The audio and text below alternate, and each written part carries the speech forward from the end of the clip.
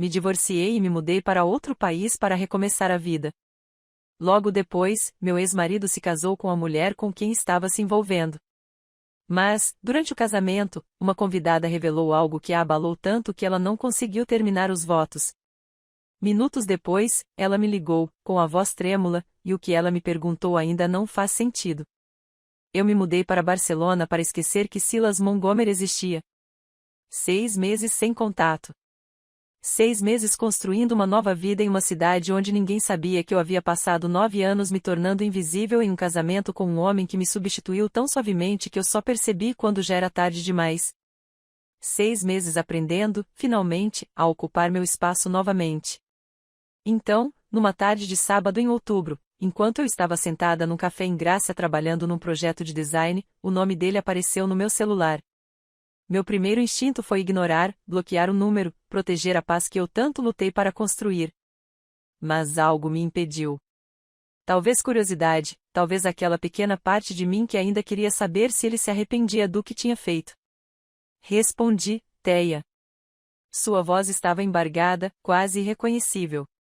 Preciso te perguntar uma coisa. Não um olá, nem um como vai, nem um me desculpe por tudo, mas sim indo direto ao ponto, seja qual fosse a crise que o fizera quebrar 6 meses de silêncio. Você sabia que Vitória era casada? Você sabia e não me contou? Afasto o telefone da orelha e o encaro como se tivesse começado a falar outra língua. Do que você está falando? Meu casamento com a Vitória seria hoje. Só que descobri que ela já é casada com o Robert. Meu irmão Robert. E aí ele me contou tudo. Mas para entender por que aquela ligação telefônica pareceu o universo finalmente acertando as contas, você precisa saber como cheguei até aqui.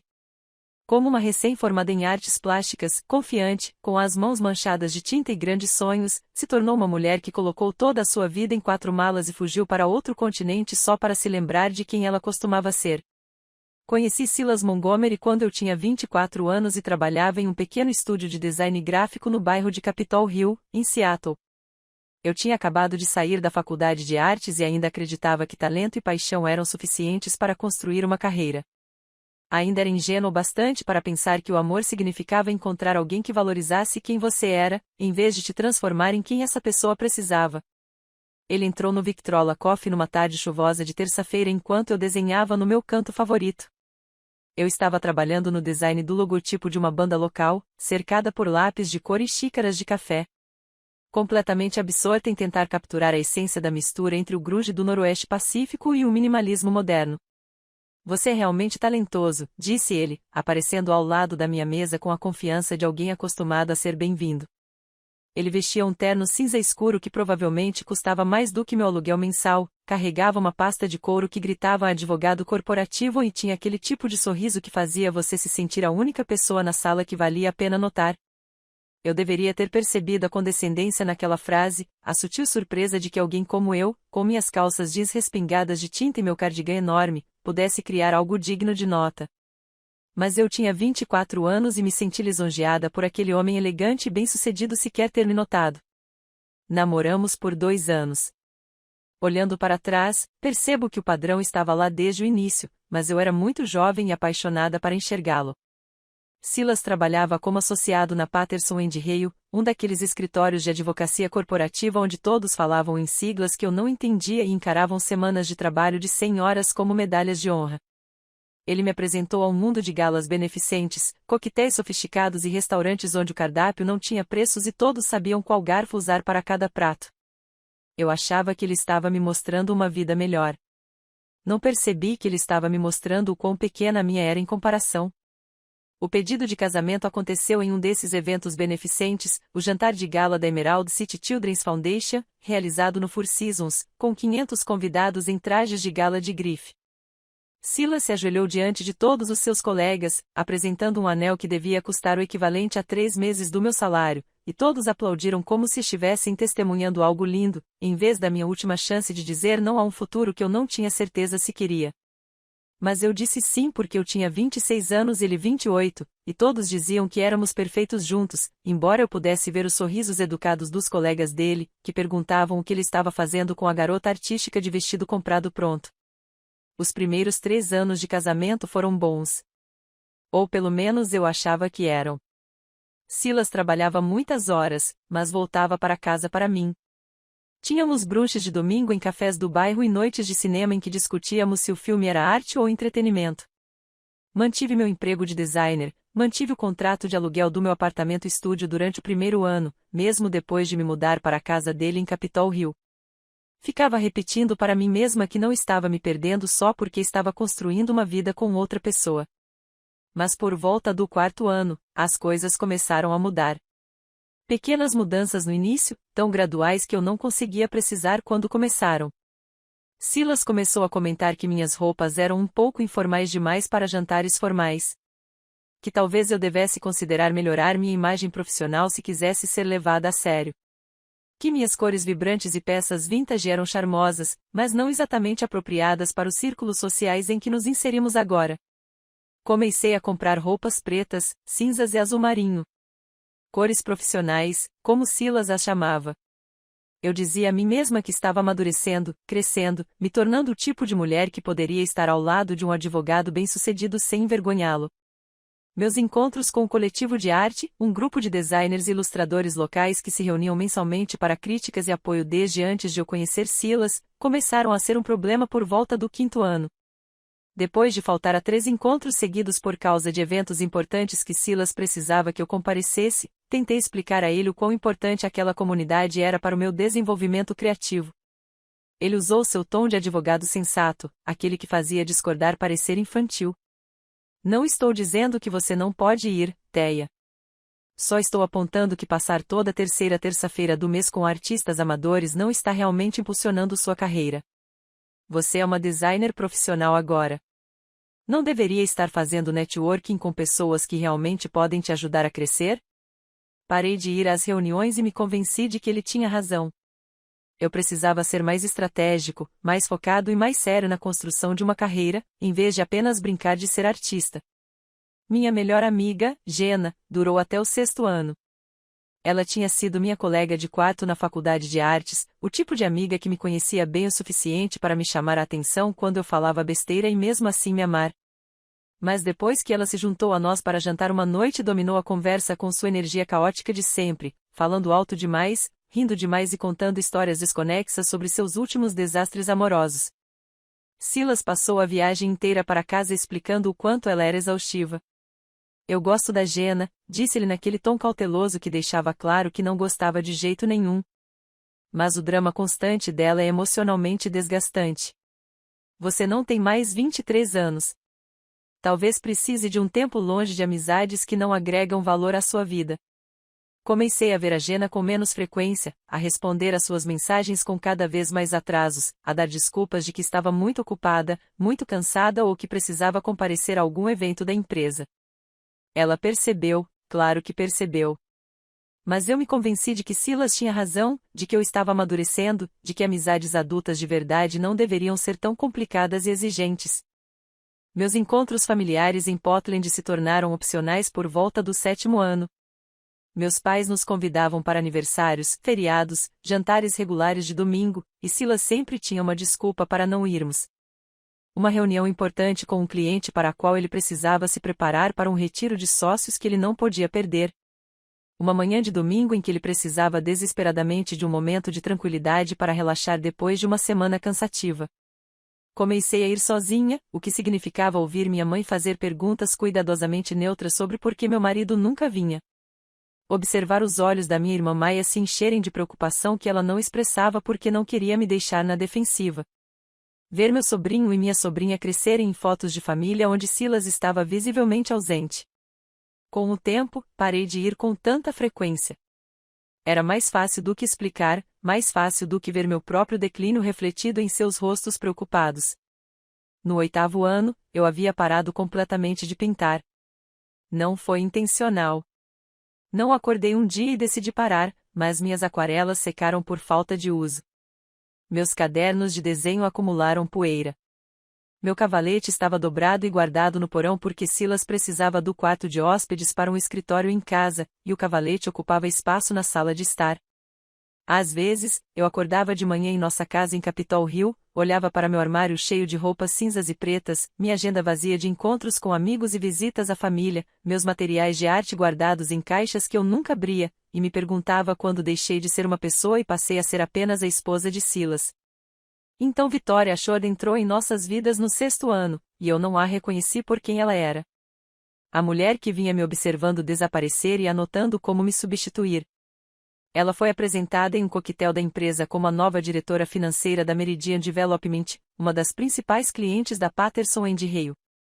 Tudo nela exalava sucesso. Terno de grife, cabelo impecável, o tipo de confiança que vem de saber exatamente qual é o seu lugar no mundo. Ela falava com desenvoltura sobre projeções trimestrais e posicionamento de mercado. Ria de piadas internas sobre regulamentações da SEC. Circulava pela sala como se fosse dona do lugar. Silas mencionou-a casualmente a princípio. Conheci a nova diretora financeira da Meridian hoje. Victoria Ashford. Uma mulher inteligente que realmente entende de estratégia corporativa. Então, o nome dela começou a aparecer com mais frequência nas conversas dele. Victoria havia recomendado um restaurante. Victoria tinha ingressos para um evento beneficente. Victoria achou que eu gostaria da inauguração desta galeria. Eu não percebia que ela estava me estudando, aprendendo tudo sobre mim para se tornar meu oposto, meu substituto. Ela sempre era amigável quando interagíamos em eventos da empresa. Chegava a elogiar meu trabalho de design, demonstrando aparente interesse e admirando minhas contribuições nas conversas, mesmo quando eu me sentia perdida ao discutir direito corporativo e estratégia de negócios. Você tem um olhar tão criativo, ela me disse certa vez em um jantar com os sócios, tocando meu braço com o que pareceu ser um carinho genuíno. Silas tem sorte de ter alguém que traz essa perspectiva artística para a vida dele. Aliás, você já pensou em fazer um MBA? Você poderia realmente maximizar seu potencial com um treinamento em negócios para complementar suas habilidades criativas. Eu sorri e agradeci, sem perceber a mensagem sutil. Você é criativa, o que é legal, mas não o suficiente. As sessões de trabalho de fim de semana começaram por volta do 7º ano. Revisões de contrato de emergência que exigiam que Silas estivesse no escritório nas manhãs de sábado. Reuniões de estratégia que se estendiam até tarde da noite de quinta-feira. Jantares com clientes que se transformavam em bebidas que se transformavam em Silas me mandando mensagem às 23 horas dizendo que ia pegar um Uber para casa. Não me espere acordado. O nome de Victoria sempre esteve ligado a esses eventos. Victoria precisa de ajuda para revisar os documentos da fusão. Victoria convidou alguns clientes importantes para a empresa para um happy hour.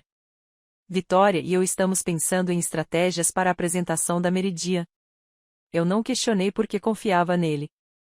Afinal, depois de 8 anos de casamento, você não começa a suspeitar que seu marido está te traindo, já que Silas nunca tinha me dado motivos para duvidar dele. E eu não conseguia imaginá-lo como o tipo de homem que mentiria na minha cara enquanto mantinha um relacionamento com outra pessoa. Mas era exatamente isso que ele estava fazendo. O divórcio foi um choque, embora, olhando para trás, eu devesse ter previsto. Silas me chamou para conversar numa noite de fevereiro, 9 anos depois do nosso casamento, e explicou com a calma racionalidade de um homem apresentando um caso a um júri que nosso casamento não estava funcionando. Queremos coisas diferentes, disse ele. Crescemos em direções diferentes. Você precisa de alguém que entenda seu temperamento artístico. Eu preciso de uma parceira que entenda as exigências da minha carreira. Ele fez parecer tão razoável, tão mútuo, tão como uma conclusão natural para algo que simplesmente havia chegado ao fim.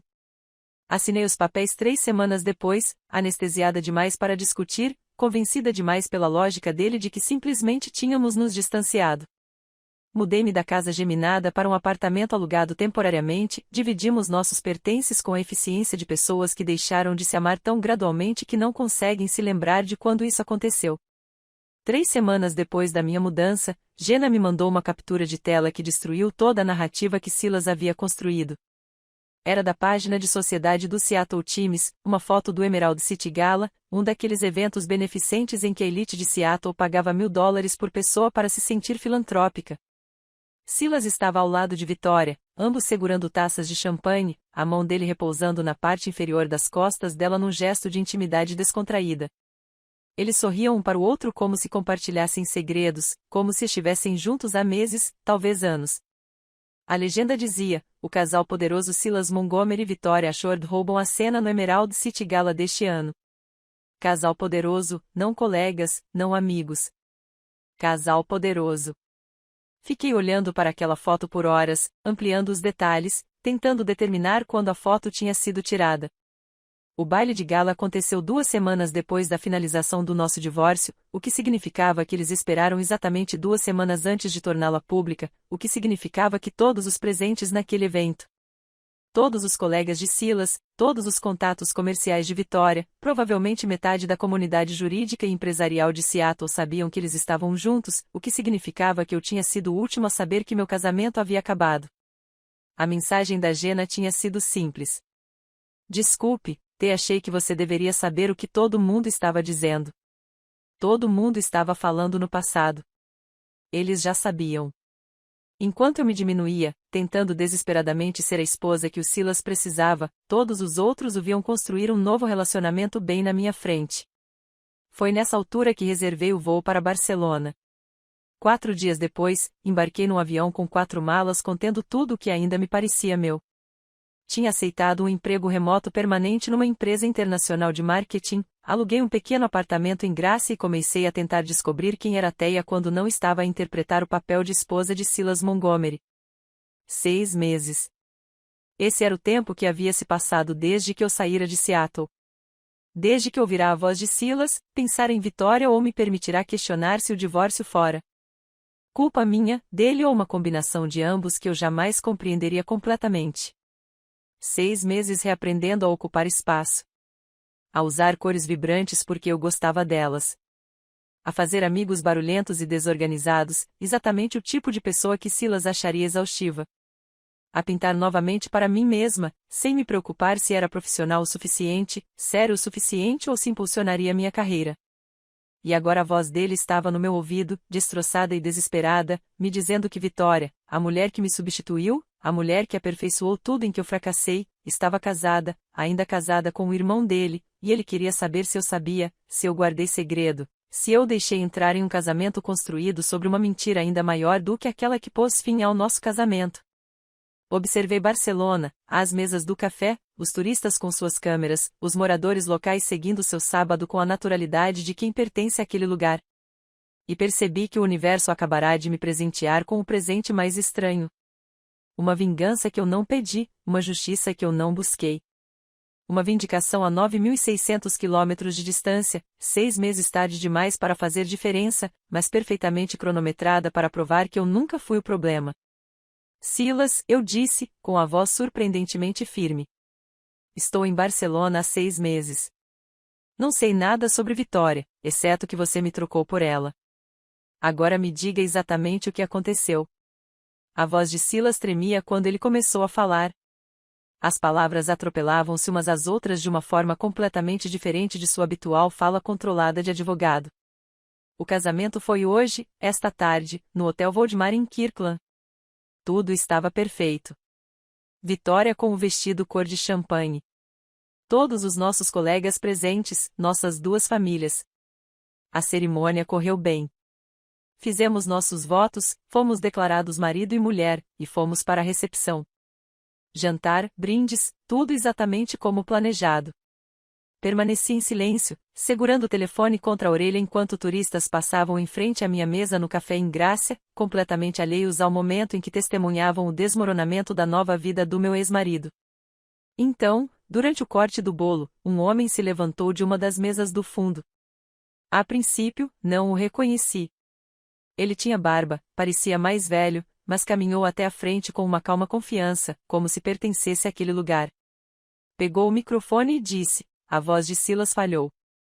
Disse que se chamava Robert Keegan e que estava ali porque sua esposa havia se esquecido de convidá-lo para o casamento. Prendi a respiração. Robert Keegan. O silêncio tomou conta do ambiente. Victoria empalideceu, não ficou pálida, completamente branca. Ela se agarrou à mesa para se apoiar e sua taça de champanhe caiu e se estilhaçou. E esse homem, Robert, simplesmente ficou ali parado, calmamente, e disse que havia entrado com o pedido de divórcio há 18 meses, mas Vitória se recusou a assinar os papéis. Que ela lhe disse que cuidaria de tudo sozinha, que tinha um advogado, mas nunca deu entrada em nada. Que ele contratou um detetive particular e descobriu que sua esposa legítima planejava se casar com outro. Eu apertava meu celular com tanta força que minha mão doía. Ao meu redor, Barcelona seguia seu ritmo de sábado. Casais compartilhando tapas, crianças correndo atrás de pombos, músicos de rua tocando violão, enquanto Silas descrevia a destruição de tudo que havia construído. Depois de me deixar, ele pegou o celular e mostrou a certidão de casamento para todo mundo. 14 de fevereiro de 2018. Nunca foi anulada, nunca foi dissolvida. Ele tinha e-mails da Vitória de 3 meses atrás dizendo que ela ainda não estava pronta para o divórcio, que precisava de tempo para pensar. Silas, eu disse devagar, tentando processar o que ele estava me dizendo. Quem é Robert Keegan? O silêncio se prolongou tanto que pensei que a ligação tivesse caído. Então, Robert Montgomery Keegan. Ele adotou os 2 sobrenomes quando se casaram. Outra pausa. Thea, Robert Keegan é meu irmão. Robert é meu irmão e Vitória é casada com ele há 7 anos. As peças se encaixaram com uma clareza quase física. Robert, o irmão mais velho de Silas, que havia se mudado 3 anos atrás após algumas desavenças familiares. O irmão que Silas raramente mencionava, cujo nome havia gradualmente desaparecido das conversas até que eu quase me esqueci de sua existência. Seu irmão, Robert, que se mudou para Portland? Perguntei, embora já soubesse a resposta. Vancouver. Ele se mudou para Vancouver para fugir de Vitória, do casamento que o estava destruindo.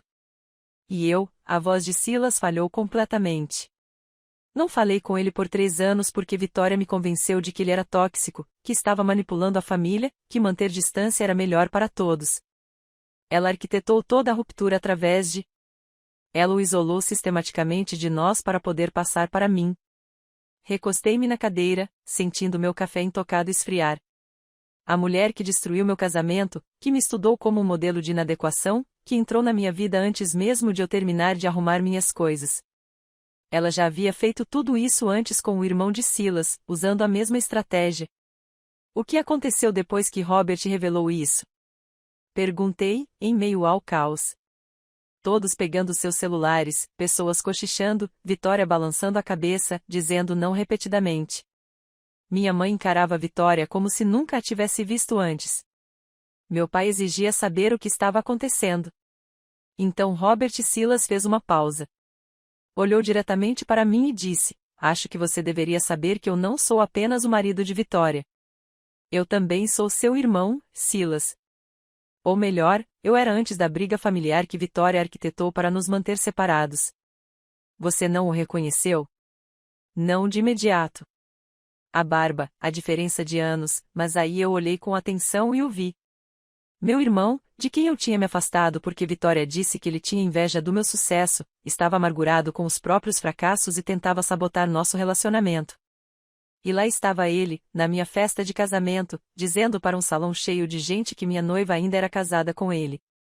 Eu conseguia visualizar a cena com tanta clareza que parecia estar assistindo a um filme. O elegante salão de baile do hotel, os convidados chocados, a fachada perfeita de Vitória se desfazendo em tempo real.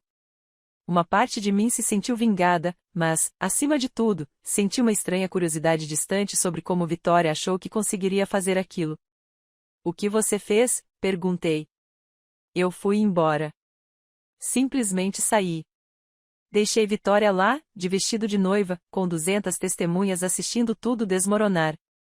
Estou sentada no meu carro, no estacionamento, há 1 ou 2 horas. Liguei para você porque precisava saber se, de alguma forma, eu tinha participado da revelação dela. Sim, disse-lhe baixinho. Eu sei que parece loucura, mas a Vitória ficou dizendo depois que alguém devia ter contado para o Robert que ele tinha planejado isso, e eu pensei que talvez fosse você, Silas. Eu o interrompi, mantendo a voz calma. Estou em Barcelona há 6 meses. Bloqueei você nas redes sociais no dia em que saí de Seattle. Eu não fazia ideia de que você ia se casar hoje. Eu nem sabia o sobrenome da Vitória até 3 minutos atrás. Passei 6 meses deliberadamente sem saber nada sobre a sua vida. Eu sei. Sei disso logicamente, mas estou aqui tentando entender como tudo que eu achava real acabou sendo uma mentira. E você é a única pessoa que talvez entenda como é essa sensação. A ironia não me passou despercebida. Silas me chamando de sua primeira esposa para lidar com a traição da segunda. A mulher por quem ele me trocou destruiu exatamente da mesma forma que destruiu seu irmão, usando os mesmos métodos de manipulação e isolamento. E agora ele queria consolo da pessoa que tentara avisá-lo anos atrás de que algo em relação à Vitória não parecia certo. Só que eu não o tinha avisado. Estava ocupada demais me diminuindo, tentando ser boa o suficiente, supondo que o problema era eu. Ela fez isso com você também? Perguntou Silas, a voz quase num sussurro. Vitória te manipulou, te isolou, te fez sentir como se você fosse o problema quando na verdade ela só estava abrindo caminho até mim? Refleti sobre os últimos 2 anos do nosso casamento. A presença cada vez mais frequente de Vitória em nossas vidas. Jantares com colegas de trabalho que sempre a incluíam. Eventos de fim de semana em que Silas precisava estar presente porque Vitória precisava da ajuda dele com as apresentações. Aos poucos, meus amigos foram parando de ser convidados. Minhas exposições de arte se tornaram conflitos de agenda. Meus encontros familiares ficavam muito longe para uma viagem de apenas um fim de semana. Pensei em como Silas havia começado a criticar tudo. Minha carreira, minhas roupas, minhas prioridades. Como nada do que eu fazia era exatamente certo, exatamente o suficiente, exatamente o que ele precisava. Como eu passei 2 anos me tornando menor, mais quieta e mais apologética, até quase desaparecer por completo. E pensei em como ele seguiu em frente rapidamente depois do nosso divórcio. Como Vitória estava ali, pronta para ocupar o espaço que eu havia deixado, como se estivesse esperando nos bastidores pela sua deixa. Sim, eu disse baixinho. Ela fez isso comigo também. Eu ouvi desmoronar, literalmente quebrar a fachada de advogado controlado que havia sobrevivido a um desastre público em seu casamento, e ele era apenas um homem que havia perdido tudo. Seu casamento, seu irmão, sua dignidade para alguém que os havia manipulado como peças de xadrez. Me desculpe, ele sussurrou. Ouvi um me desculpe por tudo. Por não ter percebido, por ter deixado ela me convencer de que você era o problema. Por não ter lutado por nós quando deveria ter lutado. Olhei para Barcelona, para o bairro de Graça que eu tanto amava, para o café onde passei incontáveis manhãs trabalhando em desenhos, para a vida que construí a partir das ruínas do nosso casamento. 6 meses reaprendendo a ocupar espaço. 6 meses usando cores vibrantes porque eu gostava delas. 6 meses pintando para mim mesma, fazendo amigos barulhentos e bagunceiros, exatamente o tipo de pessoa que Silas acharia exaustiva. Não me arrependo, eu disse, e era verdade. Se você não tivesse me deixado por ela, eu ainda estaria em Seattle tentando ser alguém que não sou, ainda pensando que eu era quem não era suficiente. Vitória destruiu nosso casamento, mas também me libertou para descobrir quem eu realmente sou. Como você consegue estar tão calmo com isso? Porque estou a 9.600 quilômetros de distância. Porque tenho uma vida aqui que nenhum de vocês pode afetar. Porque ela ter destruído nosso casamento foi a melhor coisa que já me aconteceu, mesmo que não tenha parecido assim na época. Silas ficou em silêncio por um longo momento. Eu conseguia ouvir o trânsito ao fundo, provavelmente o estacionamento do Hotel Voldemar, para onde ele havia fugido do seu casamento arruinado. O que eu faço agora? Você contrata um advogado, um bom, não você, e garante que esse casamento seja anulado. Liga para o Robert e pede desculpas por ter sido um irmão péssimo durante 3 anos. Você consegue descobrir quem você é sem que alguém como a Vitória lhe diga como ser? Você vai conseguir? Ele parou, recomeçou. Posso te ligar às vezes? Não para voltarmos. É só que você é a única pessoa que me entende. Considerei isso há 6 meses. Eu teria dito sim imediatamente, desesperada por qualquer conexão com ele, qualquer sinal de que eu importava. Mas passei 6 meses aprendendo a ficar sozinha sem me sentir solitária, a construir uma vida que fosse inteiramente minha. Não, eu disse gentilmente. Você precisa fazer isso sozinho, Silas. Precisa refletir sobre isso, sentir, descobrir por si mesmo. Esse é o trabalho, e eu preciso continuar construindo minha vida aqui sem ser arrastada de volta para o seu caos. É justo. Sua voz estava embargada pelas lágrimas. Você está feliz? Em Barcelona. Sorri, olhando ao redor para a rua por onde já havia caminhado centenas de vezes. O café onde o barista agora sabia meu pedido. A varanda visível de onde eu estava sentada, onde passei incontáveis noites pintando a cidade que me acolheu quando eu não tinha para onde ir. Estou quase lá, eu disse. Alguns dias são melhores que outros.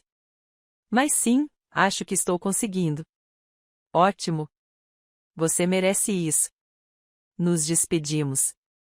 Não foi exatamente um ponto final, mas um reconhecimento. Larguei o celular e fiquei sentada ali por um longo tempo, processando o que tinha acabado de acontecer. A vida perfeita de Vitória desmoronou da forma mais pública possível. Silas estava enfrentando as consequências por tê-la escolhido em vez de mim, em vez do irmão, em vez do próprio julgamento.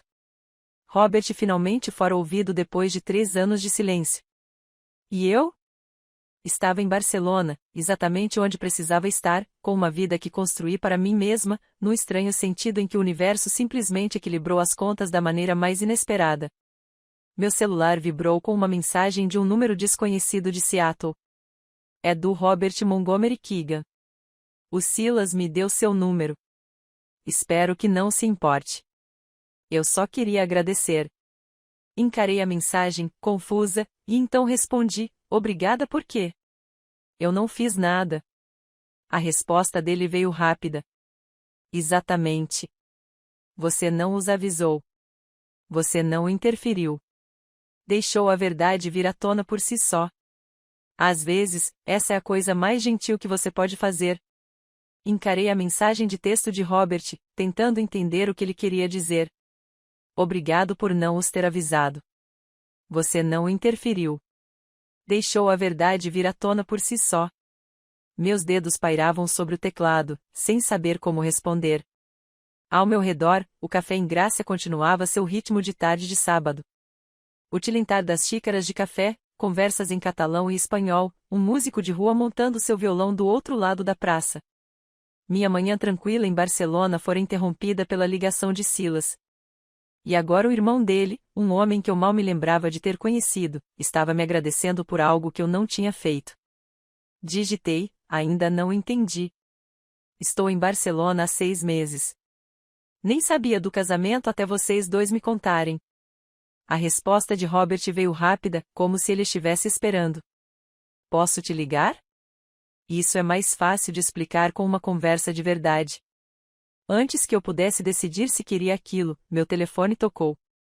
Era o número do Robert.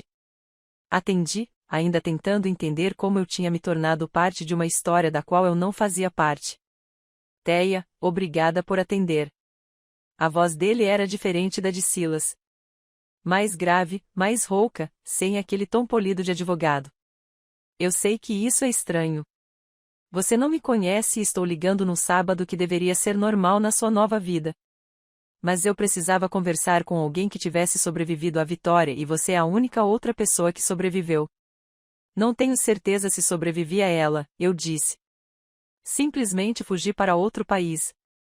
Isso é sobreviver. Acredite em mim. Ele fez uma pausa e eu ouvi o barulho do trânsito ao fundo. Na verdade, estou sentada no estacionamento de um hotel agora. Saí do local do casamento cerca de 1 hora depois da minha entrada triunfal. Não pude ficar em Seattle esta noite. Muita gente querendo analisar o que aconteceu. Então, dirigi para o norte, encontrei um hotel perto da fronteira com o Canadá e estou aqui tentando descobrir o que vem a seguir. Recostei-me na cadeira do café, apoiando o celular no ombro. Silas disse que Vitória se recusou a assinar os papéis do divórcio que você entrou com o pedido há 18 meses. Fiz isso em fevereiro do ano passado. Ela ficava dizendo que resolveria tudo sozinha, que tinha um advogado, que eu só precisava ter paciência. Então, esperei e esperei. Continuei ligando para o advogado dela. Descobri que ela nunca contratou um. Consultei os registros judiciais. Nenhum processo. Enquanto isso, ela já estava com o Silas. Já construindo sua nova vida enquanto me mantinha legalmente ligada a ela. Por quê? A pergunta saiu mais incisiva do que eu pretendia. Se ela queria ficar com Silas, por que não se divorciava de você? Robert ficou em silêncio por um momento. Controle, eu acho. Enquanto estivéssemos casados, ela tinha uma rede de segurança. Se as coisas não dessem certo com Silas, ela poderia voltar para mim, para minha ligação com a família. Vitória não rompe relações até ter certeza absoluta de que a nova relação é sólida. De uma forma distorcida, fazia sentido. Vitória era estratégica e calculista. Ela não arriscaria ficar sozinha nem perder status.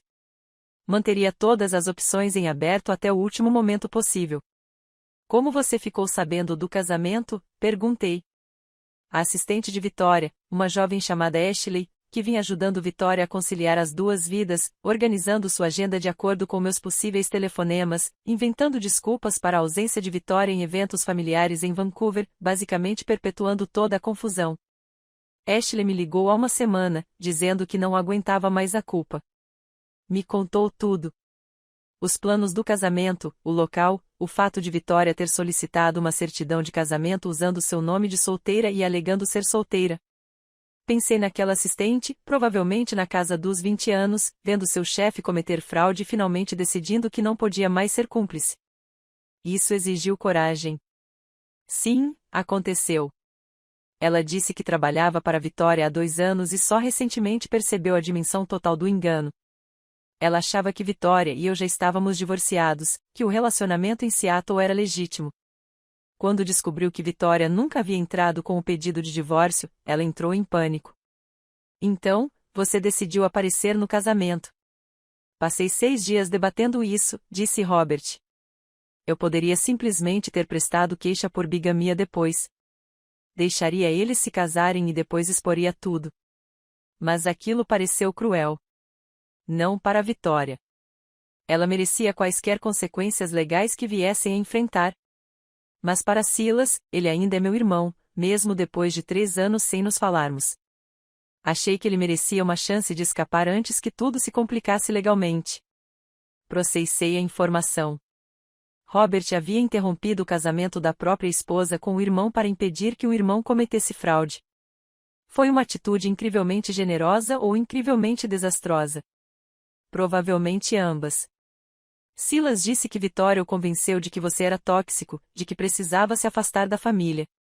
Robert riu, mas foi um riso amargo.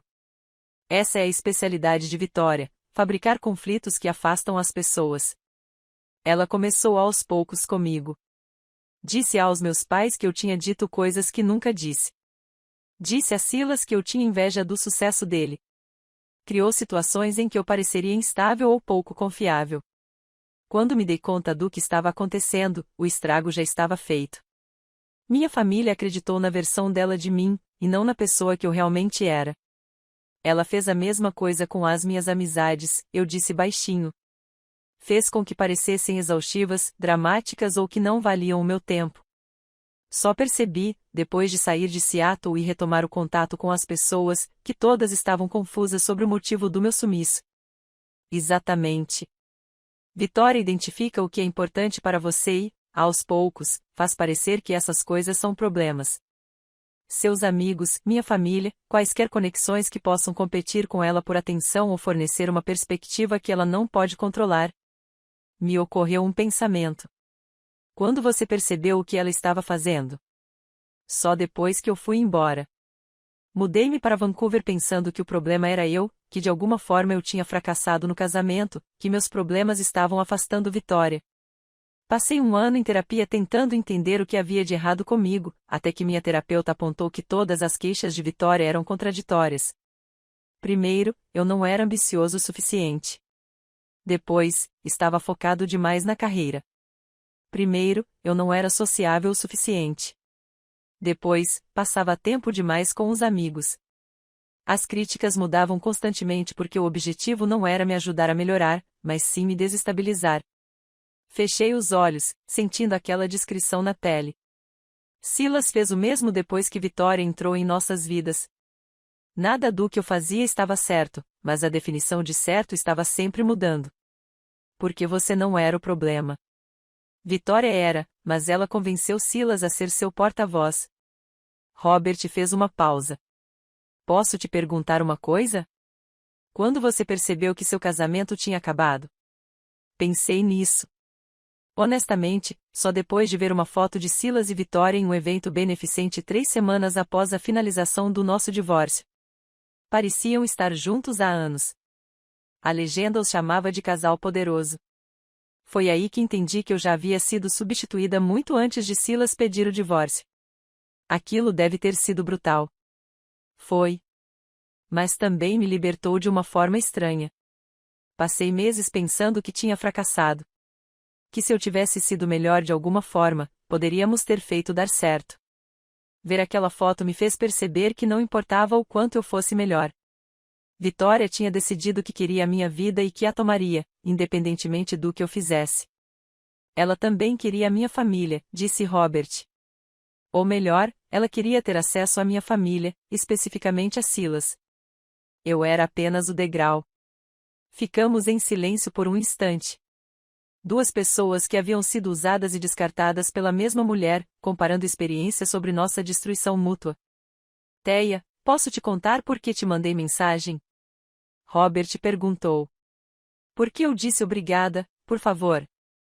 Porque eu realmente não entendo. Você estava na lista de convidados do casamento. Sabia disso? Endireitei-me na cadeira. O quê? Vitória tinha você na lista original. Seu nome foi digitado e depois riscado à mão. Eu vi quando Ashley me enviou os documentos do planejamento. Vitória queria você lá. Ou pelo menos queria ter a opção de você estar lá, provavelmente como uma demonstração de poder. Olha o que eu tenho agora. Olha o que você perdeu. Coisas desse tipo. Meu estômago embrulhou. Só de pensar em estar sentada naquele casamento, vendo Silas se casar com a mulher que sistematicamente destruiu nosso casamento, enquanto Vitória me sorria com falsa compaixão, me dava náuseas. Mas você não estava lá, continuou Robert. Você estava em Barcelona, completamente alheia à vida deles. Se você estivesse em Seattle, se estivesse acompanhando as redes sociais deles, se ainda estivesse envolvida naquele mundo, talvez se sentisse na obrigação de avisar Silas quando descobrisse. Talvez tentasse impedir tudo discretamente, em particular, de uma forma que permitisse a Vitória moldar a narrativa. Não entendo por que isso importa, já que toda a estratégia da Vitória depende do controle da informação e da manipulação da opinião pública. Ela precisa ser a vítima, a pessoa incompreendida, aquela por quem todos sentem pena. Se você tivesse avisado Silas em particular, Vitória poderia ter alegado que você estava mentindo por ciúmes. Ela poderia ter inventado alguma explicação que a fizesse parecer simpática. Mas como você não estava lá, porque tinha se desconectado completamente do mundo deles, a verdade veio à tona naturalmente. Ashley me ligou. Eu apareci com as provas. Vitória não conseguiu distorcer os fatos, culpar você ou se fazer de vítima. Absorvi isso. Ao me afastar completamente, ao me recusar a me envolver, monitorar ou manter contato com a nova vida de Silas, acidentalmente criei o espaço para que as mentiras de Vitória desmoronassem sob o próprio peso. Você deixou o karma agir, disse Robert. É por isso que estou te agradecendo. Você não planejou vingança. Você não tentou expô-la. Você simplesmente foi embora e construiu uma vida melhor, e essa ausência permitiu que tudo acontecesse da maneira que precisava. Olhei ao redor da praça para a igreja, as mesas do café, os moradores locais e os turistas se misturando sob o sol da tarde. 6 meses atrás, eu estava sentada em um apartamento alugado em Seattle, encarando uma foto que comprovava que meu marido havia me substituído, sentindo como se minha vida estivesse acabando. Agora eu estava em Barcelona com uma carreira que me dava prazer, amigos que eu havia escolhido e arte que eu criava para mim mesma, participando acidentalmente da destruição das mentiras cuidadosamente construídas por Vitória simplesmente por não estar presente. Não fiz de propósito, eu disse. A melhor vingança nunca é, respondeu Robert. A melhor vingança é simplesmente viver tão bem a ponto de esquecer se eles estão sofrendo. Meu café tinha esfriado completamente, então chamei o garçom e pedi outro, me preparando para o que claramente seria uma conversa mais longa do que eu havia previsto. O que acontece agora? Perguntei. Com você, quero dizer. E com Silas. Para mim? Vou entrar com o pedido de divórcio imediatamente. Desta vez, com documentação comprovando que Vitória recusou a primeira tentativa e tentou cometer bigamia. Meu advogado acha que será simples para Silas. Robert suspirou. É mais complicado. Ele é meu irmão. Quero perdoá-lo por ter acreditado na Vitória em vez de mim, por ter me cortado da vida por 3 anos. Mas também estou muito bravo com a facilidade com que ele acreditou nas mentiras dela. Ele me ligou chorando. Eu disse, pedindo desculpas por não ter percebido o que Vitória estava fazendo comigo, conosco, com você. Pareceu genuíno. Sentir culpa é fácil. Mudar é difícil. Vou ver com qual delas Silas realmente se compromete. Robert fez uma pausa. E você? Vai perdoá-lo? A pergunta me pegou de surpresa. Não sei se perdão é a palavra certa. Não estou mais com raiva, o que talvez seja uma forma de perdão, mas também não o quero de volta na minha vida, o que me parece o oposto de perdão. Acho que você pode perdoar alguém e ainda assim escolher não tê-la em sua vida. Robert disse, perdão não significa reconciliação. Significa apenas que você não está mais carregando o fardo dessa pessoa. O garçom trouxe meu café fresco. Agradeci em espanhol, que estava melhorando, mas ainda não era perfeito, e pensei nas palavras de Robert. Será que eu estava carregando o peso de Silas? Acho que não. Não mais. Robert, posso te perguntar uma coisa? Você está feliz por ter invadido o casamento? Agora que acabou, você se sente melhor? Ele considerou isso. Honestamente, me sinto vazio.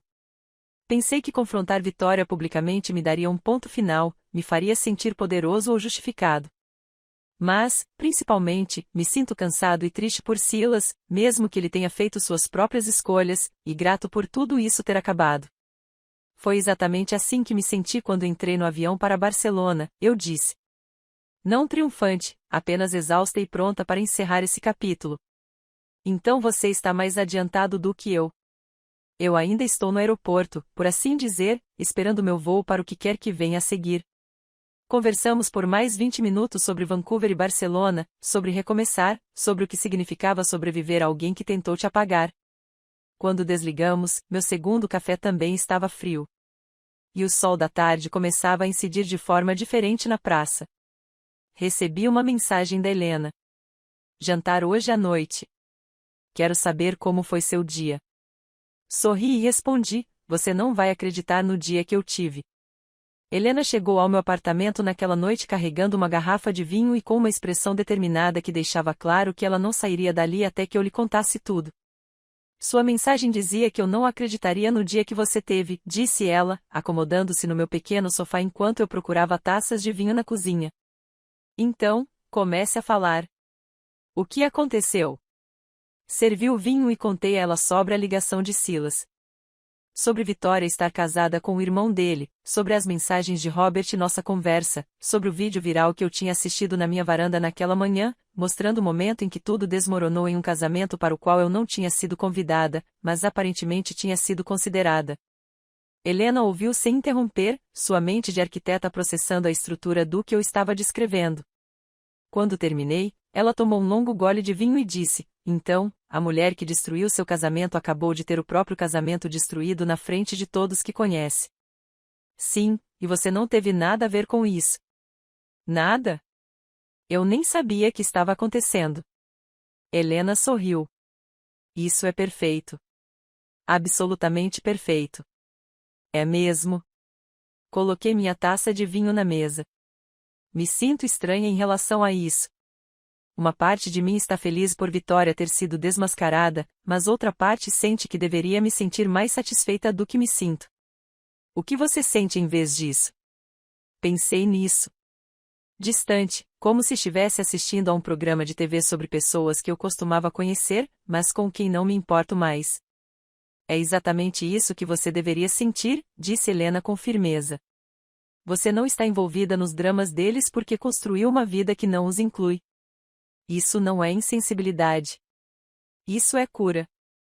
Meu celular vibrou na mesa de centro. Outra mensagem. Dessa vez, de um número desconhecido, mas com DDD de Seattle. Ignorei, mas Helena percebeu. Quantas mensagens você já recebeu hoje? Parei de contar quando chegou a hora de receber umas 40 mensagens de pessoas de Seattle. A maioria eram velhos amigos, colegas do Silas, até mesmo algumas pessoas da empresa com quem eu mal falava durante meu casamento. De repente, todo mundo quer me pedir desculpas. Deveriam ter percebido. Agora eles se dão conta do que a Vitória estava fazendo. Helena fez um som de desdém. Claro que sim. Agora que é seguro ver a verdade, agora que eles não ficarão mal na fita por reconhecê-la. Onde estavam essas pessoas quando você precisou delas? Isso não é justo, eu disse. Embora eu não tivesse certeza do porquê de estar defendendo-os. Eles não sabiam. Eles não queriam saber. Há uma diferença. Helena encheu nossas taças de vinho. As pessoas são muito boas em não encarar verdades incomodas quando encará-las exigiria que fizessem algo. Agora que Vitória foi desmascarada e Silas é a vítima, todos podem admitir sem problemas o que já suspeitavam. Ela tinha razão, e isso me incomodava mais do que eu queria admitir. Quantas pessoas me viram definhar durante meu casamento e não disseram nada? Quantas perceberam as sutis manipulações de Vitória e optaram por desviar o olhar porque confrontá-la seria constrangedor? Meu celular vibrou de novo. Dessa vez, eu olhei. Outro número desconhecido de Seattle, mas a prévia da mensagem me chamou a atenção. Teia, aqui é Patrícia Montgomery, a mãe do Silas, eu disse em voz alta. Helena inclinou-se para a frente. O que ela quer? Abri a mensagem. Teia, aqui é Patrícia Montgomery. Sei que você não tem motivo para atender minha ligação, mas preciso me desculpar. Podemos conversar? Tenho seu número da antiga lista telefônica da família, por favor. É importante. Mostrei a mensagem para Helena. Ela leu e ergueu as sobrancelhas. A sogra, que nunca gostou de você, quer se desculpar. Você vai ligar para ela de volta? Não sei. Uma parte de mim quer ouvir o que ela tem a dizer, mas outra parte pensa que interagir com qualquer um deles só me arrasta de volta para o mundo deles. O que seu instinto lhe diz? Fechei os olhos, tentando me desvencilhar da confusão, do vinho e do cansaço de um dia que começara tão tranquilamente e se transformará nisso. Meu instinto me diz que ela se sente culpada porque Robert foi ao jantar em família e contou tudo. Ela quer absolvição, não conversa.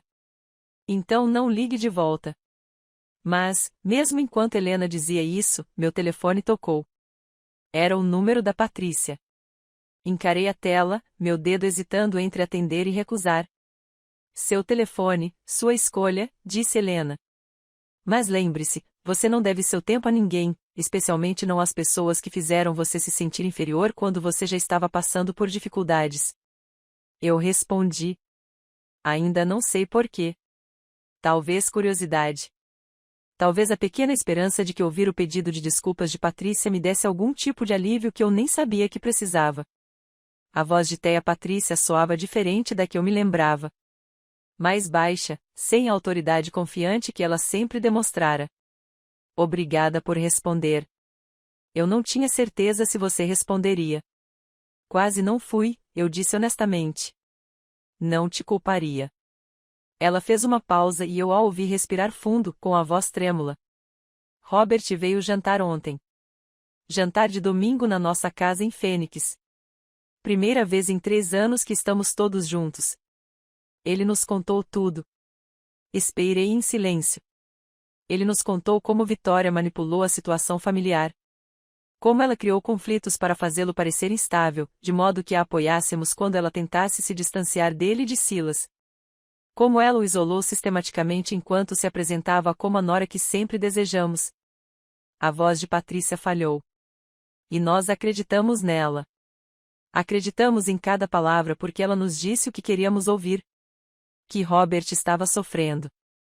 Que a distância era saudável. Que ela estava tentando ajudá-lo enquanto protegia Silas. Por que você está me contando isso? Perguntei. Porque depois que Robert explicou o padrão para ele, comecei a perceber o mesmo padrão em você. Como Vitória expressava preocupação com o seu casamento nos jantares em família. Como ela dizia coisas como: Teia parece sobrecarregada. Ou: me preocupa que Silas não tenha o apoio necessário em casa.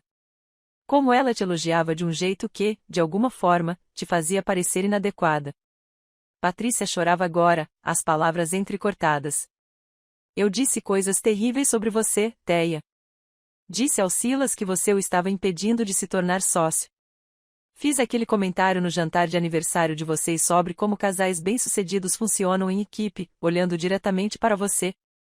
Acreditei na Vitória quando ela a pintou como problema, porque isso confirmou o que eu já pensava, que Silas tinha se casado com a pessoa errada. Helena me observava atentamente, analisando minhas expressões. Mantive o rosto neutro, sem querer demonstrar o quanto as palavras de Patrícia me afetavam. Sinto muito, disse Patrícia. Sinto muito por como te tratei, por acreditar nas mentiras da Vitória, por não perceber que ela estava distorcendo a minha visão de você para poder tomar o seu lugar. Você merecia mais de mim, de todos nós.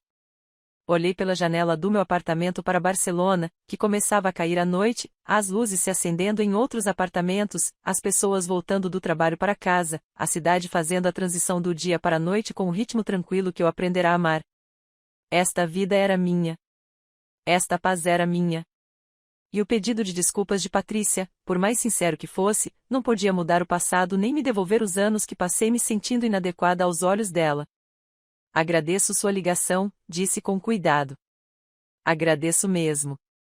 Mas, Patrícia, preciso que você entenda uma coisa. Passei 6 meses me reconstruindo, tentando descobrir quem sou sem Silas, sem sua família, sem Seattle. E não vou deixar que essa situação me arraste de volta para aquele mundo. Não estou pedindo que você volte, disse Patrícia rapidamente. Estou apenas pedindo seu perdão. Não sei se consigo te dar isso agora. Talvez um dia, mas agora ainda estou aprendendo a existir sem sentir que preciso da aprovação de ninguém. Patrícia ficou em silêncio por um longo momento. É justo. Mais do que justo. Mas Teia, posso te contar mais uma coisa? Quase disse não. Quase desliguei, bloqueei o número e voltei para minha tranquila noite em Barcelona. Mas algo no tom dela me fez dizer: tudo bem.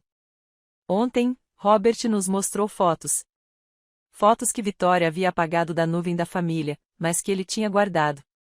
Fotos suas em reuniões familiares dos primeiros anos de casamento, antes de Vitória entrar em cena. Você parecia tão viva nessas fotos, feliz, confiante, como se pertencesse àquele lugar. E então olhamos fotos mais recentes dos últimos 2 anos, e você parecia um fantasma, como se estivesse desaparecendo bem diante dos nossos olhos. Apertei o telefone com mais força. Não vi quando aconteceu, continuou Patrícia. Ouvi e me convenci de que você estava apenas se adaptando às exigências da carreira de Silas, amadurecendo. Mas, olhando aquelas fotos lado a lado ontem, não pude negar o que estava vendo. Vitória sugou toda a sua energia, e nós deixamos porque ela dizia que o problema era você. Helena estendeu a mão e apertou a minha mão livre. Ela não conseguia ouvir as palavras de Patrícia, mas podia ver o efeito que elas estavam tendo em mim. Robert disse: você se mudou para Barcelona. Patrícia respondeu: recomeçou do zero. Você está feliz lá? Era a mesma pergunta que Silas havia feito, mas vinda de Patrícia, soava diferente. Menos sobre culpa e mais sobre genuína curiosidade. Estou quase lá, eu disse. Alguns dias são melhores que outros. Mas sim, acho que estou feliz. Ótimo. Você merece isso. Patrícia fez uma pausa. Não vou ligar de novo. Só precisava que você soubesse que agora percebemos tudo. Tudo mesmo. E sentimos muito por não termos percebido antes. Depois que desligamos o telefone, sentei-me no sofá ao lado de Helena. Ficamos ambas em silêncio. Ela encheu minha taça de vinho sem perguntar se eu queria mais. Como você se sente? Perguntou ela finalmente. Cansada, satisfeita, irritada por ter sido preciso Vitória tentar cometer bigamia para que as pessoas acreditassem no que ela era capaz. Dei um gole de vinho, mas também aliviada, acho, por não estar louca, por o que vivi ter sido real e por outras pessoas finalmente perceberem. Você nunca foi louca, disse Helena com firmeza. Você apenas estava cercada por pessoas que se beneficiavam acreditando em vitória em vez de confiar no que viam com os próprios olhos. Meu celular vibrou de novo. Outra mensagem, dessa vez da Jenna. Sei que você provavelmente está sobrecarregada, mas preciso que saiba que sinto muito. Eu deveria ter lutado mais para continuar na sua vida. Eu deveria ter te dito que percebi que você estava mudando. Eu fui uma má amiga e quero ser melhor, se você me permitir. Mostrei a mensagem para Helena. Ela leu e disse: Você vai responder? Por fim, ela respondeu, mas não esta noite. Esta noite, eu só quero sentar aqui com você, beber vinho e lembrar que tenho uma vida inteira aqui que Vitória nunca tocou. Helena ergueu seu copo em homenagem às vidas que Vitória jamais tocou. Brindamos e bebemos, e senti algo se acomodar em meu peito. Não exatamente um ponto final, mas talvez o início da compreensão de que a melhor vingança não era a humilhação pública de Vitória, nem o pedido de desculpas de Patrícia, nem mesmo a devastação de Silas. A melhor vingança foi esta. Sentada no meu apartamento em Barcelona com uma amiga que eu escolhi, bebendo o vinho que eu selecionei, vivendo uma vida que construí inteiramente para mim. Uma vida onde Vitória Ashford era apenas um nome do meu passado, em vez da arquiteta do meu presente. Meu celular não parou de vibrar a noite toda. Mais mensagens, mais pedidos de desculpas, mais pessoas percebendo de repente o que tinham perdido. Mas coloquei no silencioso e me concentrei na Helena e na nossa conversa sobre tudo, menos Seattle, Silas e Vitória. Quando Helena finalmente foi embora por volta da meia-noite, fiquei na minha varanda olhando para o bairro de Grácia. Amanhã, eu lidaria com as mensagens. Amanhã, eu descobriria como responder às pessoas que queriam perdão, contato ou simplesmente se sentir menos culpadas pelo silêncio. Mas esta noite, eu simplesmente existi na vida que escolhi. E isso me pareceu suficiente. Na manhã de terça-feira, acordei e descobri que meu celular tinha descarregado durante a noite, ainda no silencioso desde que o silenciei durante a visita da Helena. Conectei-o ao carregador e vi uma notificação atrás da outra aparecer. 37 mensagens novas, 12 chamadas perdidas, mensagens de voz que eu nunca tinha ouvido. Preparei um café e levei-o para minha varanda, deixando o celular dentro. O bairro de Grácia começava a despertar ao meu redor. A padaria da esquina abria as portas. O cheiro de pão fresco subia até o meu apartamento no quarto andar.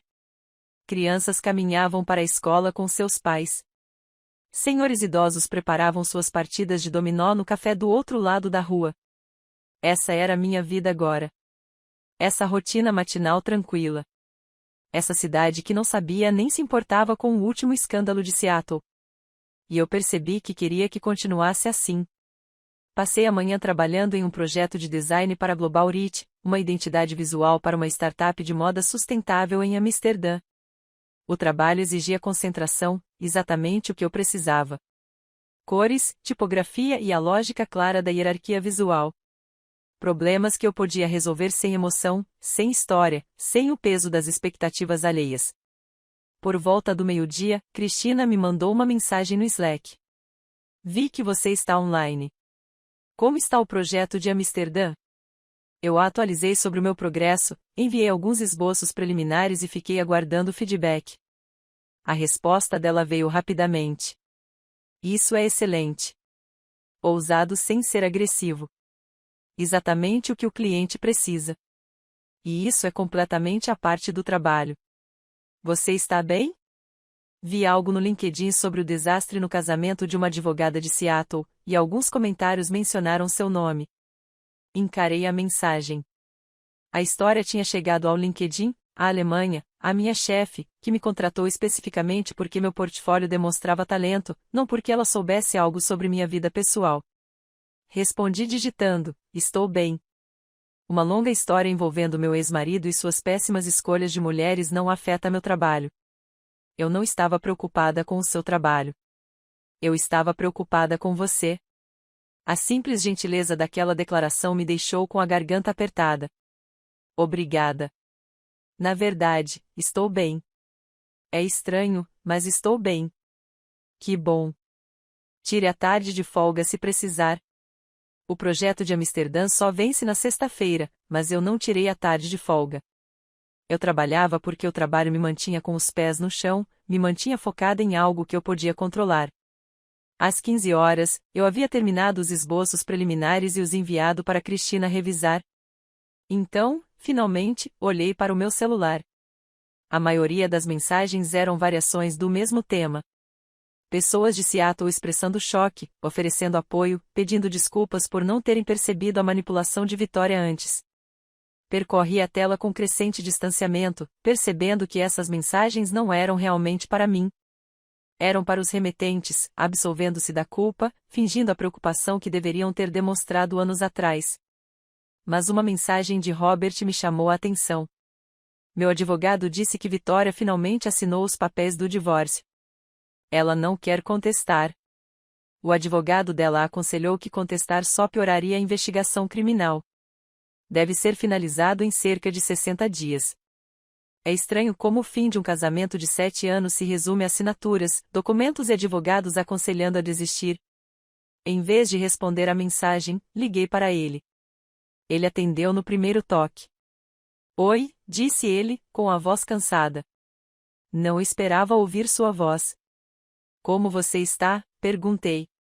Na verdade, não estou bem, respondeu ele, sem a versão que se conta para quem está perguntando como você está. Ele ficou em silêncio por um momento. Honestamente, me sinto vazia. Pensei que confrontar Vitória publicamente me daria um desfecho, me faria sentir poderosa ou vingada, mas na verdade só me sinto exausta e triste por Silas.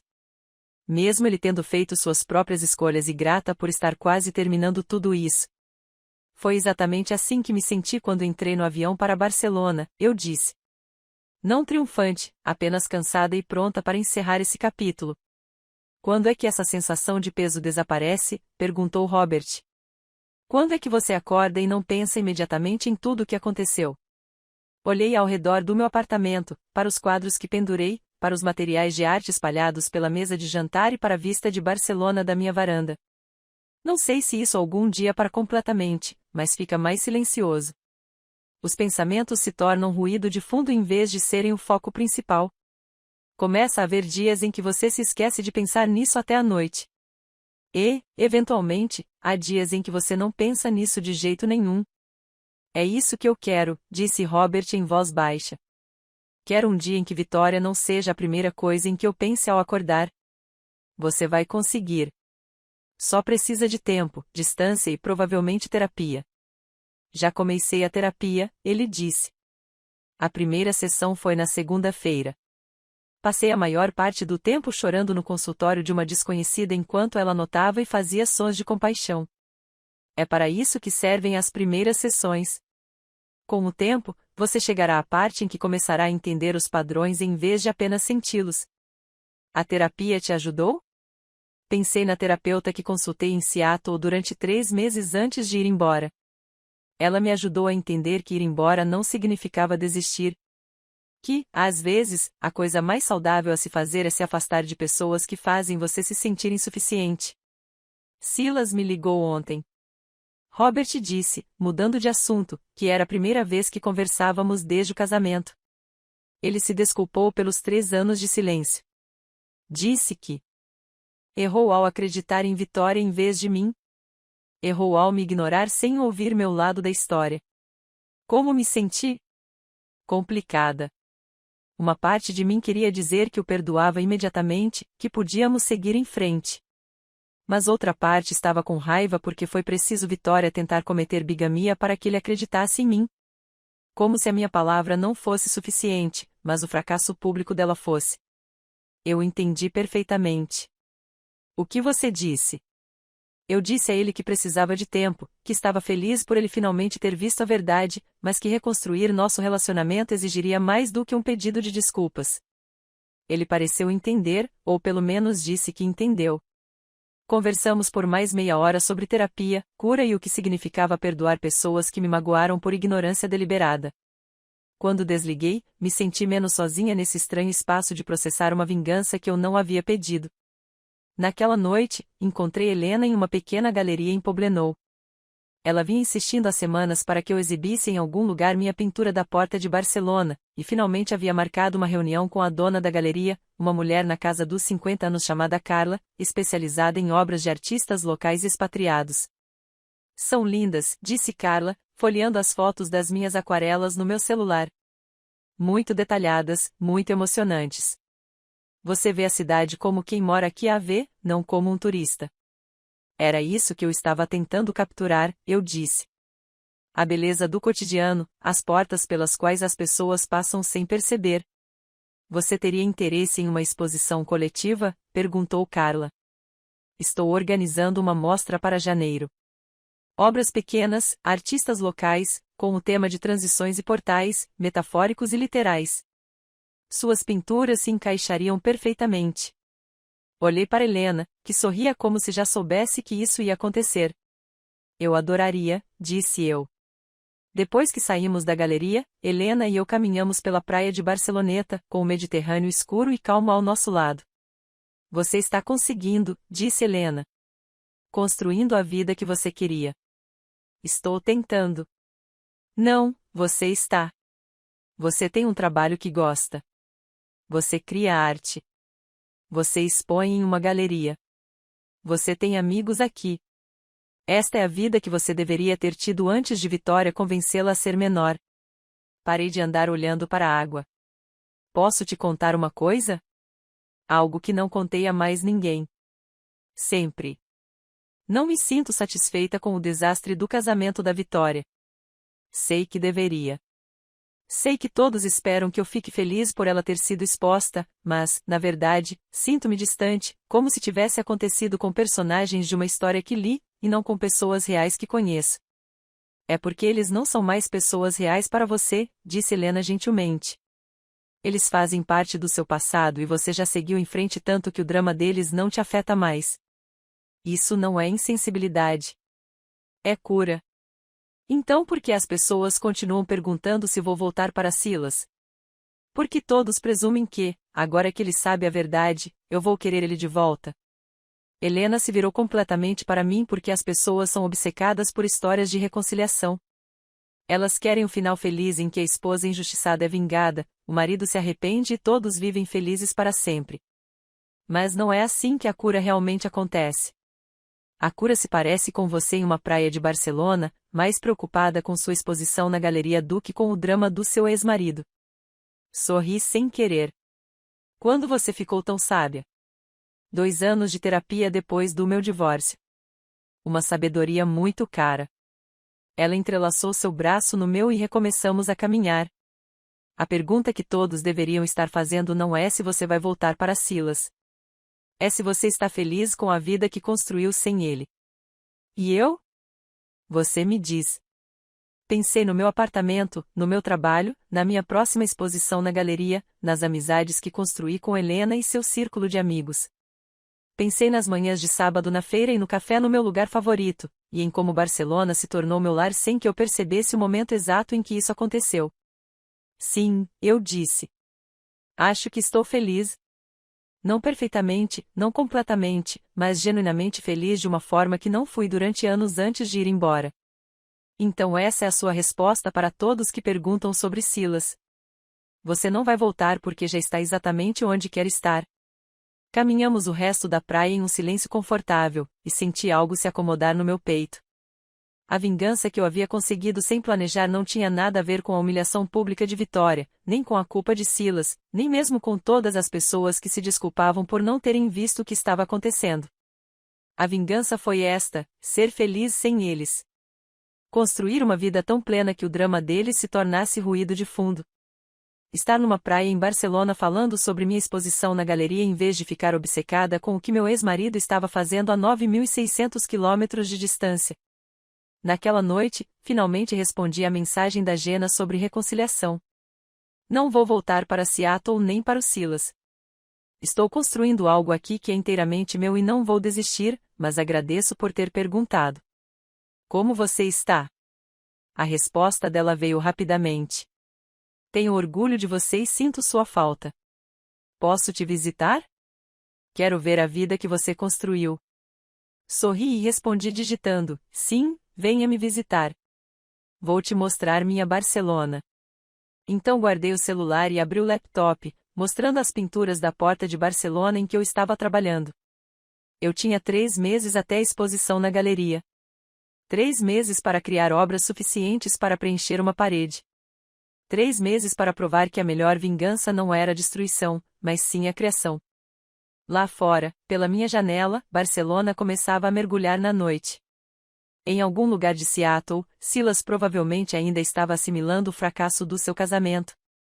Vitória provavelmente estava lidando com as consequências legais e os danos profissionais.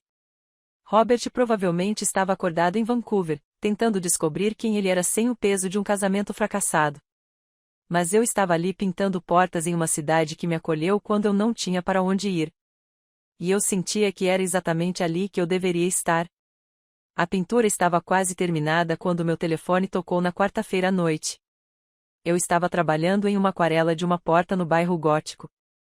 Madeira azul escura com ferragens de latão, degraus de pedra desgastados, uma placa de cerâmica com o número da porta que provavelmente estava ali há um século. O tipo de detalhe que exigia mãos firmes e paciência, ambas as quais desapareceram quando vi o nome de Robert na tela. Limpei as mãos num pano e respondi: Ei, você pode falar? A voz dele estava diferente das nossas conversas anteriores.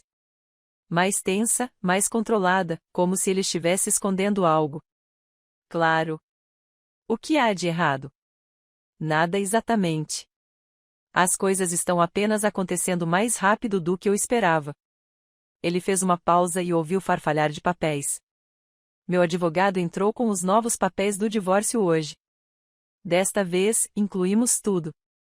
Documentação que comprova que Vitória se recusou a assinar o processo anterior.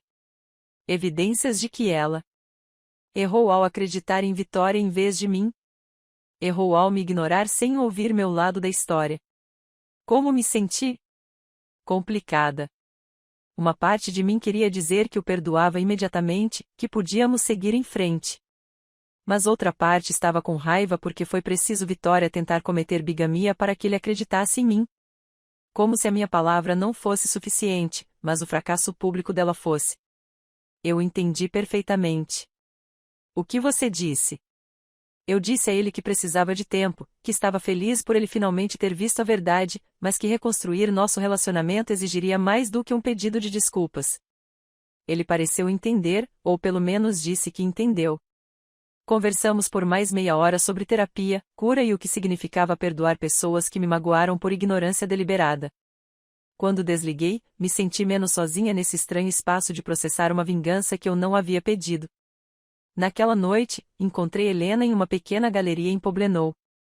Ela vinha insistindo há semanas para que eu exibisse em algum lugar minha pintura da porta de Barcelona, e finalmente havia marcado uma reunião com a dona da galeria, uma mulher na casa dos 50 anos chamada Carla, especializada em obras de artistas locais expatriados. São lindas, disse Carla, folheando as fotos das minhas aquarelas no meu celular. Muito detalhadas, muito emocionantes. Você vê a cidade como quem mora aqui a vê, não como um turista. Era isso que eu estava tentando capturar, eu disse. A beleza do cotidiano, as portas pelas quais as pessoas passam sem perceber. Você teria interesse em uma exposição coletiva? Perguntou Carla. Estou organizando uma mostra para janeiro. Obras pequenas, artistas locais, com o tema de transições e portais, metafóricos e literais. Suas pinturas se encaixariam perfeitamente. Olhei para Helena, que sorria como se já soubesse que isso ia acontecer. Eu adoraria, disse eu.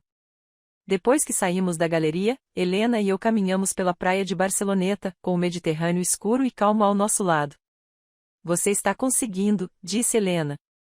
Construindo a vida que você queria. Estou tentando. Não, você está. Você tem um trabalho que gosta. Você cria arte. Você expõe em uma galeria. Você tem amigos aqui. Esta é a vida que você deveria ter tido antes de Vitória convencê-la a ser menor. Parei de andar olhando para a água. Posso te contar uma coisa? Algo que não contei a mais ninguém. Sempre. Não me sinto satisfeita com o desastre do casamento da Vitória. Sei que deveria. Sei que todos esperam que eu fique feliz por ela ter sido exposta, mas, na verdade, sinto-me distante, como se tivesse acontecido com personagens de uma história que li, e não com pessoas reais que conheço. É porque eles não são mais pessoas reais para você, disse Helena gentilmente. Eles fazem parte do seu passado e você já seguiu em frente tanto que o drama deles não te afeta mais. Isso não é insensibilidade. É cura. Então por que as pessoas continuam perguntando se vou voltar para Silas? Porque todos presumem que, agora que ele sabe a verdade, eu vou querer ele de volta. Helena se virou completamente para mim porque as pessoas são obcecadas por histórias de reconciliação. Elas querem um final feliz em que a esposa injustiçada é vingada, o marido se arrepende e todos vivem felizes para sempre. Mas não é assim que a cura realmente acontece. A cura se parece com você em uma praia de Barcelona, mais preocupada com sua exposição na Galeria do que com o drama do seu ex-marido. Sorri sem querer. Quando você ficou tão sábia? 2 anos de terapia depois do meu divórcio. Uma sabedoria muito cara. Ela entrelaçou seu braço no meu e recomeçamos a caminhar. A pergunta que todos deveriam estar fazendo não é se você vai voltar para Silas. É se você está feliz com a vida que construiu sem ele. E eu? Você me diz. Pensei no meu apartamento, no meu trabalho, na minha próxima exposição na galeria, nas amizades que construí com Helena e seu círculo de amigos. Pensei nas manhãs de sábado na feira e no café no meu lugar favorito, e em como Barcelona se tornou meu lar sem que eu percebesse o momento exato em que isso aconteceu. Sim, eu disse. Acho que estou feliz. Não perfeitamente, não completamente, mas genuinamente feliz de uma forma que não fui durante anos antes de ir embora. Então essa é a sua resposta para todos que perguntam sobre Silas. Você não vai voltar porque já está exatamente onde quer estar. Caminhamos o resto da praia em um silêncio confortável, e senti algo se acomodar no meu peito. A vingança que eu havia conseguido sem planejar não tinha nada a ver com a humilhação pública de Vitória, nem com a culpa de Silas, nem mesmo com todas as pessoas que se desculpavam por não terem visto o que estava acontecendo. A vingança foi esta: ser feliz sem eles. Construir uma vida tão plena que o drama deles se tornasse ruído de fundo. Estar numa praia em Barcelona falando sobre minha exposição na galeria em vez de ficar obcecada com o que meu ex-marido estava fazendo a 9.600 quilômetros de distância. Naquela noite, finalmente respondi à mensagem da Jenna sobre reconciliação. Não vou voltar para Seattle nem para o Silas. Estou construindo algo aqui que é inteiramente meu e não vou desistir, mas agradeço por ter perguntado. Como você está? A resposta dela veio rapidamente. Tenho orgulho de você e sinto sua falta. Posso te visitar? Quero ver a vida que você construiu. Sorri e respondi digitando: sim, venha me visitar. Vou te mostrar minha Barcelona. Então guardei o celular e abri o laptop, mostrando as pinturas da porta de Barcelona em que eu estava trabalhando. Eu tinha 3 meses até a exposição na galeria. 3 meses para criar obras suficientes para preencher uma parede. 3 meses para provar que a melhor vingança não era a destruição, mas sim a criação. Lá fora, pela minha janela, Barcelona começava a mergulhar na noite. Em algum lugar de Seattle, Silas provavelmente ainda estava assimilando o fracasso do seu casamento. Vitória provavelmente estava lidando com as consequências legais e os danos profissionais. Robert provavelmente estava acordado em Vancouver, tentando descobrir quem ele era sem o peso de um casamento fracassado. Mas eu estava ali pintando portas em uma cidade que me acolheu quando eu não tinha para onde ir. E eu sentia que era exatamente ali que eu deveria estar. A pintura estava quase terminada quando meu telefone tocou na quarta-feira à noite. Eu estava trabalhando em uma aquarela de uma porta no bairro gótico. Madeira azul escura com ferragens de latão, degraus de pedra desgastados, uma placa de cerâmica com o número da porta que provavelmente estava ali há um século. O tipo de detalhe que exigia mãos firmes e paciência, ambas as quais desapareceram quando vi o nome de Robert na tela. Limpei as mãos num pano e respondi: Ei, você pode falar?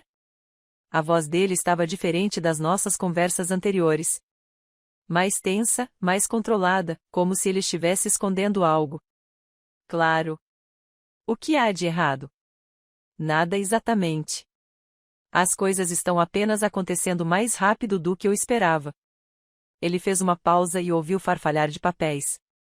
Meu advogado entrou com os novos papéis do divórcio hoje. Desta vez, incluímos tudo. Documentação que comprova que Vitória se recusou a assinar o processo anterior. Evidências de que ela continuou se apresentando como solteira, apesar do nosso casamento legal. Provas de que ela tentou cometer bigamia com o pedido de licença de casamento. Larguei o pincel, dando-lhe toda a minha atenção. Quanto tempo até ser definitivo? 60 dias, se Vitória não contestar. Meu advogado acha que ela não vai contestar. O advogado dela aconselhou que discutir só pioraria as coisas. Mas não foi por isso que liguei. Ele respirou fundo. O Ministério Público está analisando o caso para possíveis acusações criminais. Acusações criminais contra Vitória. Bigamia é crime em Washington. Ela assinou um pedido de certidão de casamento alegando ser solteira, embora ainda fosse legalmente casada comigo. Isso é fraude contra o Estado. Perjúrio em documento oficial. E como ela usava seu nome de solteira, Ashord, profissionalmente, enquanto seu nome legal era Keegan, há dúvidas sobre se ela também cometeu fraude em contratos comerciais. Tentei assimilar o que aquilo significava. Vitória não tinha destruído apenas a sua vida pessoal. Ela potencialmente havia cometido múltiplos crimes que poderiam persegui-la por anos. A Meridian está revisando todos os documentos que ela assinou como diretora financeira, continuou Robert. Cada pedido de empréstimo, cada registro corporativo, cada contrato. Se ela assinou como Vitória Ashord quando seu nome legal era Vitória Keegan, a empresa pode ser responsabilizada. Eles estão falando em processá-la por falsidade ideológica e quebra de dever fiduciário. É por isso que procuro a palavra certa. É catastrófico. É mesmo. E eu deveria me sentir satisfeita com isso. Deveria sentir que a justiça está sendo feita, mas na maior parte do tempo me sinto apenas exausta. Eu queria que Vitória enfrentasse as consequências, mas não queria ser um instrumento de sua completa destruição. Eu só queria me livrar dela. Eu entendi perfeitamente. A fantasia de vingança versus a realidade de ver a vida de alguém desmoronar em tempo real eram sensações muito diferentes. Como Silas está lidando com tudo isso? Perguntei, embora não soubesse bem por que me importava. Não está bem. Ele me ligou ontem. Perguntou se havia alguma maneira de fazer isso desaparecer discretamente para proteger Vitória das piores consequências legais. Eu disse a ele que essa oportunidade já havia passado quando ela tentou cometer bigamia na frente de 150 testemunhas. A voz de Robert endurece um pouco. Ele ainda está tentando salvá-la, mesmo depois de tudo que ela fez. Uma parte de mim respeita essa lealdade. Outra parte acha que ele é um idiota. Depois que desliguei o telefone, sentei-me à mesa de jantar olhando para a pintura inacabada. A porta em que eu estava trabalhando representava Barcelona para mim. Bonita, detalhada, com uma história que eu não conhecia completamente, mas que mesmo assim conseguia apreciar. Diferente de Seattle, onde eu conhecia história demais, onde cada esquina guardava a lembrança de ter se tornado menor. Meu celular vibrou com uma mensagem da Jenna.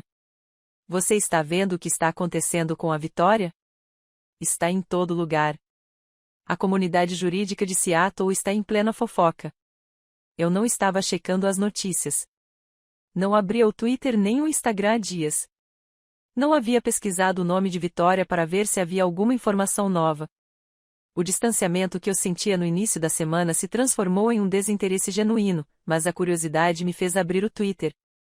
O escândalo do casamento em Seattle, #SeattleWeddingScandal, ainda era um dos assuntos mais comentados na região. Novas informações surgiram ao longo da semana, cada revelação pior que a anterior. Um vazamento de uma carta de demissão da Meridian Development, cuidadosamente redigida, mas claramente negociada por meio de advogados. Vitória está buscando outras oportunidades e se concentrando em assuntos pessoais, um eufemismo corporativo para saia antes que a demitam e piorem a situação. Seu perfil no LinkedIn desapareceu completamente. A conta do Instagram, que era sua vitrine cuidadosamente construída de sucesso, sumiu, não era privada, foi deletada. O apagamento digital de uma vida que ela passou anos construindo. Alguém havia publicado capturas de tela de documentos judiciais. O processo da Meridian contra a Vitória por deturpação dos fatos. A Ordem dos Advogados abrindo uma investigação sobre o conflito de interesses de Silas, que namorava a diretora financeira de um cliente enquanto seu escritório representava esse cliente. O proprietário do imóvel onde Vitória reside entrou com um pedido de despejo. Os comentários eram cruéis em sua alegria maliciosa. Pessoas que trabalharam com Vitória se manifestaram com histórias que reconheci muito bem. Colegas que ela prejudicou, projetos que ela sabotou, reputações que ela destruiu enquanto mantinha sua própria imagem de profissional competente em quem todos podiam confiar. Uma ex-funcionária da Meridian criou uma sequência de tweets que viralizou parcialmente. A sequência dizia: trabalhar com Vitória Ashford me ensinou tudo sobre manipulação profissional. Eis o que aprendi. Percorri o texto, lendo descrições das táticas de Vitória. Como ela identificava colegas ambiciosos e se posicionava como mentora deles, para depois sabotá-los lentamente enquanto fingia ser prestativa. Como ela se apropriava dos créditos pelos sucessos da equipe e culpava os membros da equipe pelos fracassos. Como ela criava conflitos entre os colegas para impedi-los de comparar suas experiências com o comportamento dela. Era a mesma estratégia que ela usava em relacionamentos pessoais, aplicada também ao ambiente profissional. Vitória tinha uma única estratégia que aplicava em todos os lugares: identificar o que as pessoas queriam, tornar-se a pessoa que podia fornecer isso e, então, usar essa dependência para controlá-las e, por fim, traí-las. Meu telefone tocou, era Jenna dessa vez, não uma mensagem de texto. Você tem acompanhado tudo isso? Ela perguntou sem rodeios. Estou olhando o Twitter agora. É uma loucura. Todo mundo que já trabalhou com a Vitória está se manifestando com histórias.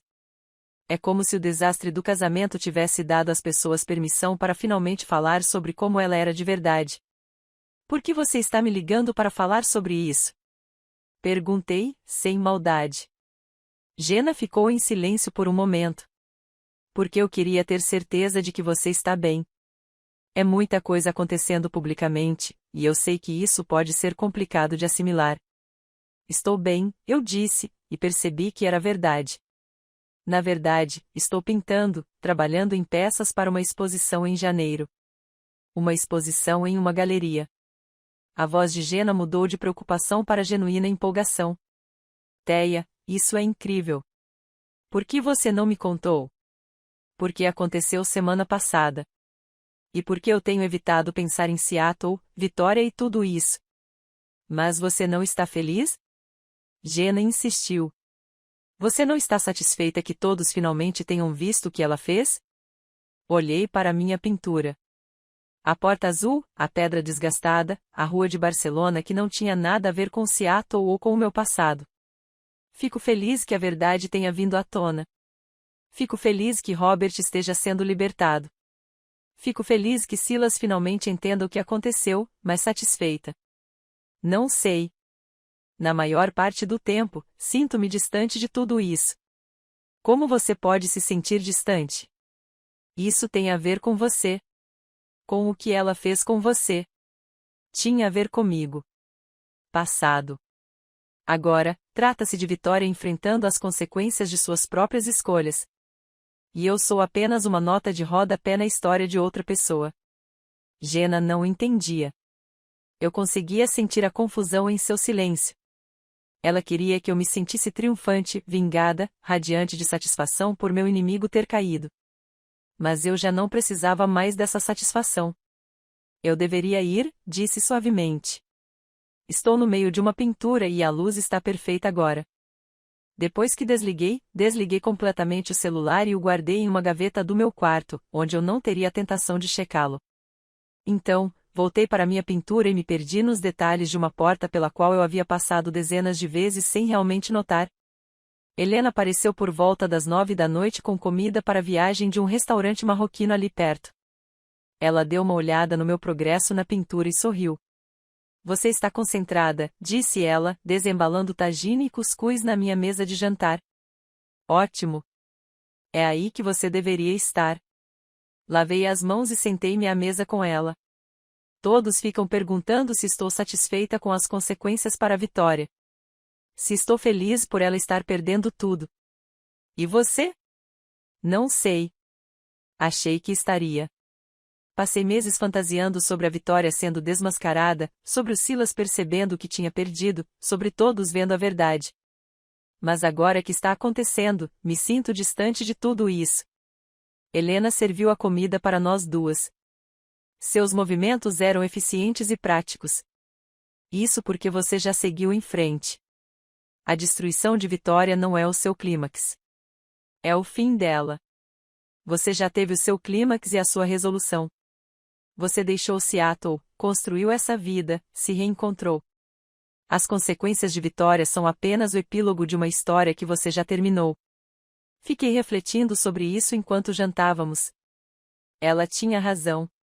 A parte mais importante da minha história já tinha acontecido. A partida, a reconstrução, a lenta percepção de que eu podia ser feliz sem Silas, sem Seattle, sem nada da vida que eu achava que precisava. Posso te contar o que eu acho que é a verdadeira vingança? Helena perguntou, servindo vinho para nós duas. Por favor. A verdadeira vingança é você estar aqui comendo comida marroquina e falando sobre sua exposição na galeria, em vez de ficar obcecado com a decadência da Vitória.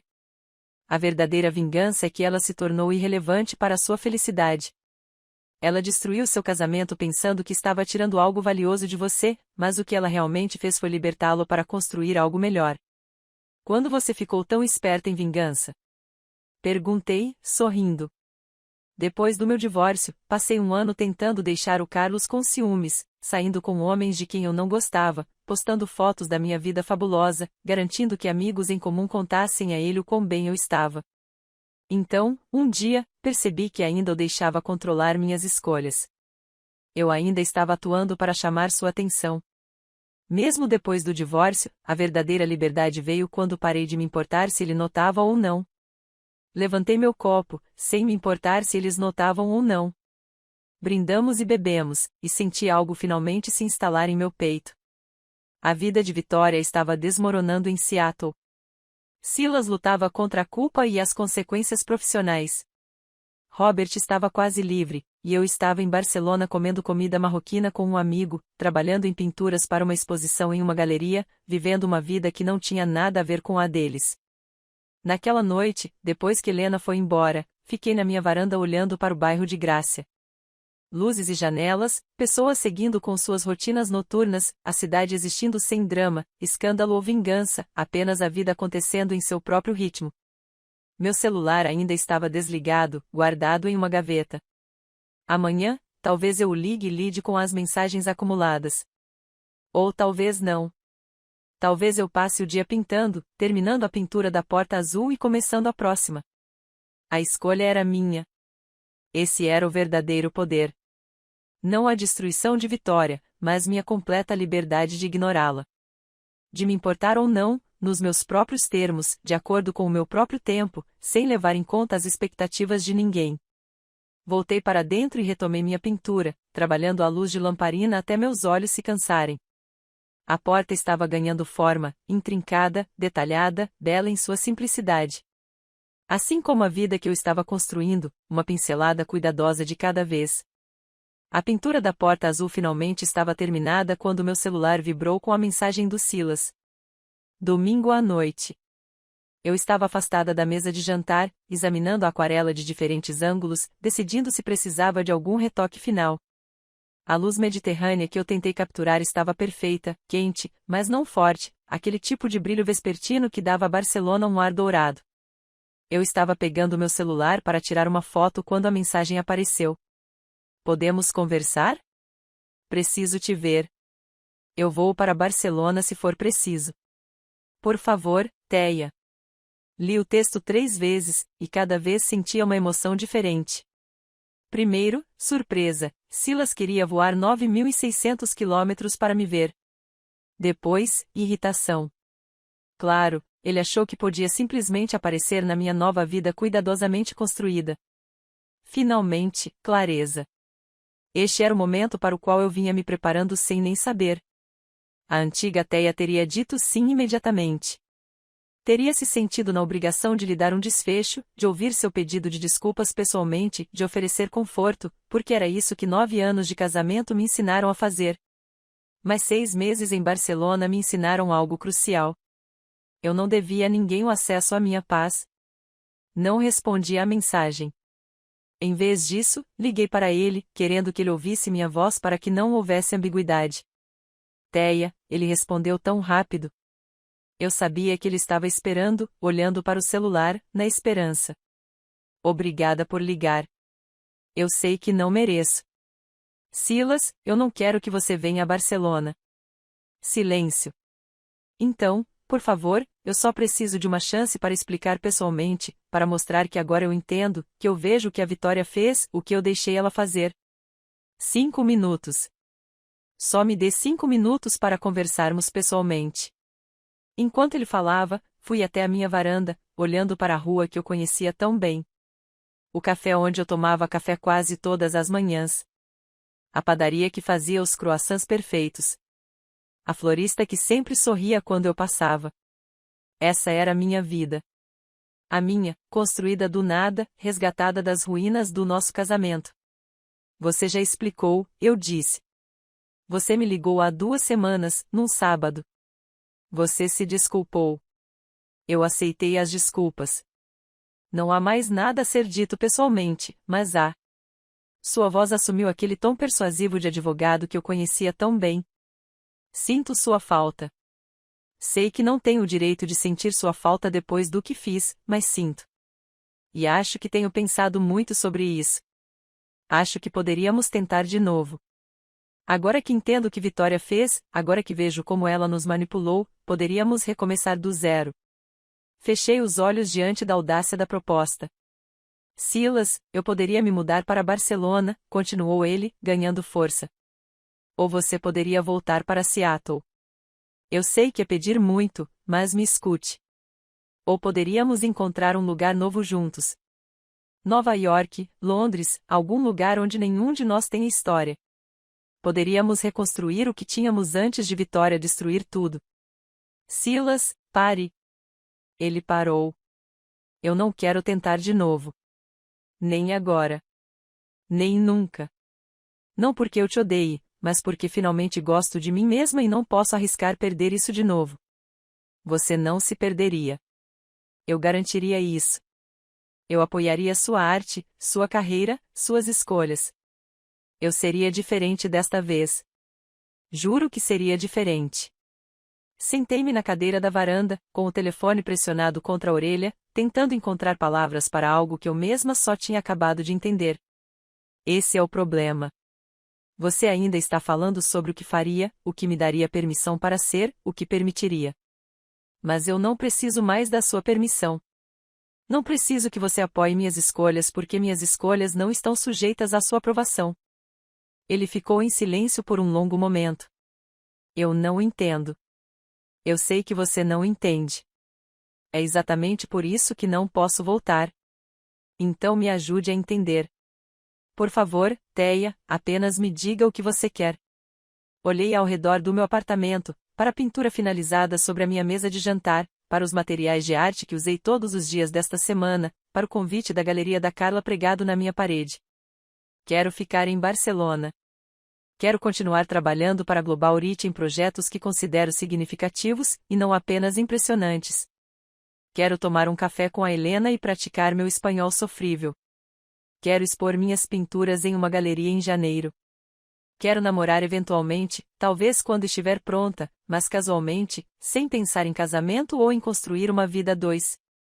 Quero existir sem precisar representar a existência. São coisas pequenas, disse Silas, e pude perceber genuína confusão em sua voz. Barcelona, um café com amigos, uma pequena exposição em uma galeria. São coisas boas, mas não são vida. Não são uma parceria. Não é o que tínhamos. E ali estava a desconexão fundamental que eu vinha tentando articular. Você tem razão, eu disse. Não era isso que tínhamos. O que tínhamos era eu desaparecendo aos poucos enquanto você mal percebia, porque estava ocupado demais decidindo que eu não era suficiente. Essas pequenas coisas são tudo para mim. São a vida que eu não pude ter quando estava com você. Eu nunca te impedi de tomar café com os amigos ou de fazer arte. Você não precisava proibir explicitamente. Sua decepção já era suficiente. Toda vez que eu mencionava meu coletivo de arte, você me olhava como se eu estivesse perdendo meu tempo com hobbies em vez de construir algo sério. Toda vez que a Jenna ligava, você comentava depois o quanto ela era cansativa. Toda vez que eu sugeria visitar minha família, você tinha algum compromisso importante do trabalho que me obrigava a ir sozinha. Você nunca dizia, não faça essas coisas. Você simplesmente me fazia sentir inútil por querer fazê-las. Ouvi-o respirar fundo, com a voz trêmula. Não me dei conta de que estava fazendo isso. Eu sei. É por isso que funcionou. Ficamos ambos em silêncio. Eu conseguia ouvir o trânsito ao fundo do lado dele. Ele provavelmente estava no carro, em algum lugar, tendo essa conversa em um estacionamento ou parado em alguma rua de Seattle. Teia, disse-lhe finalmente, com a voz fraca. Eu te amei. Eu ainda te amo. Isso não significa alguma coisa? Significa muito.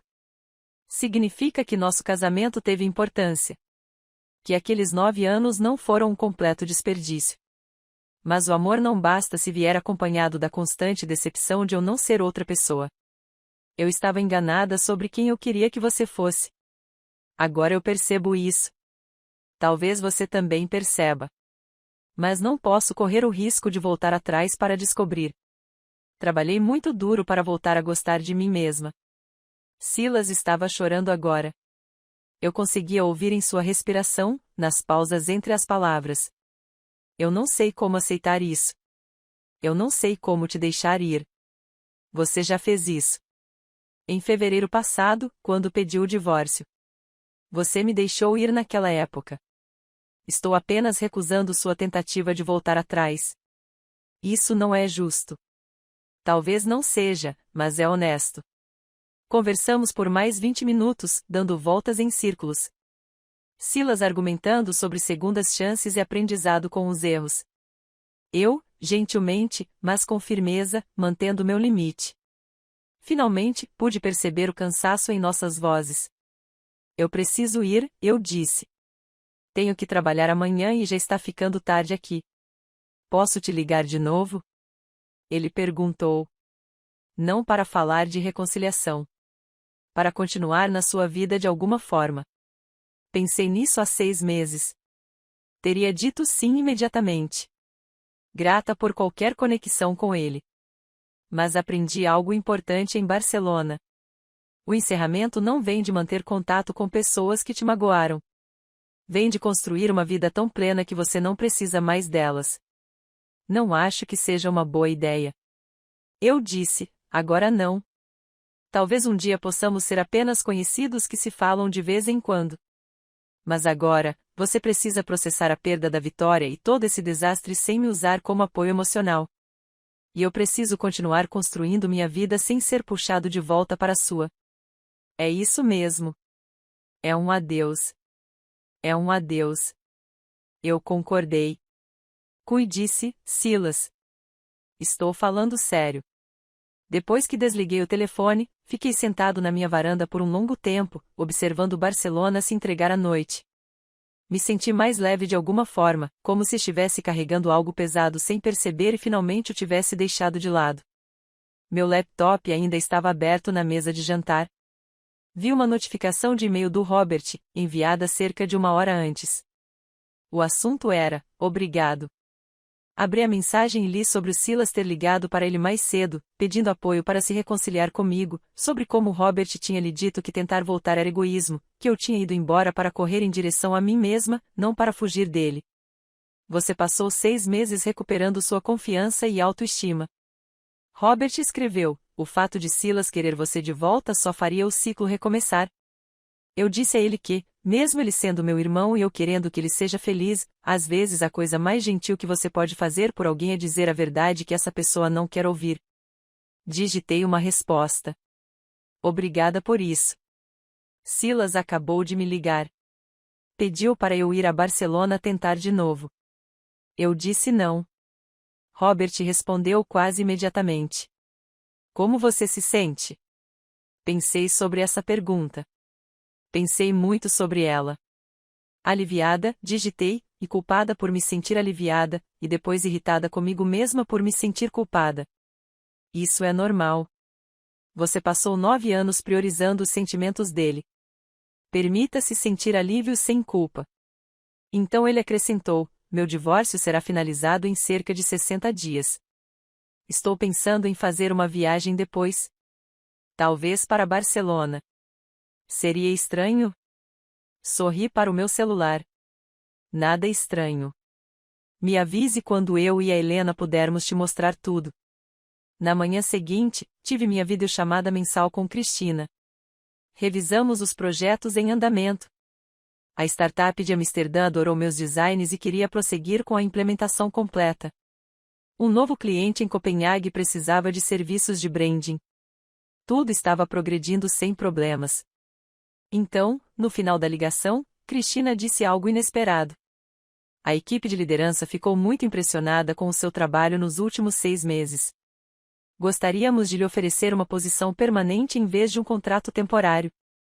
Isso traria melhores benefícios para uma equipe menor, permitindo que você liderasse projetos mais interessantes.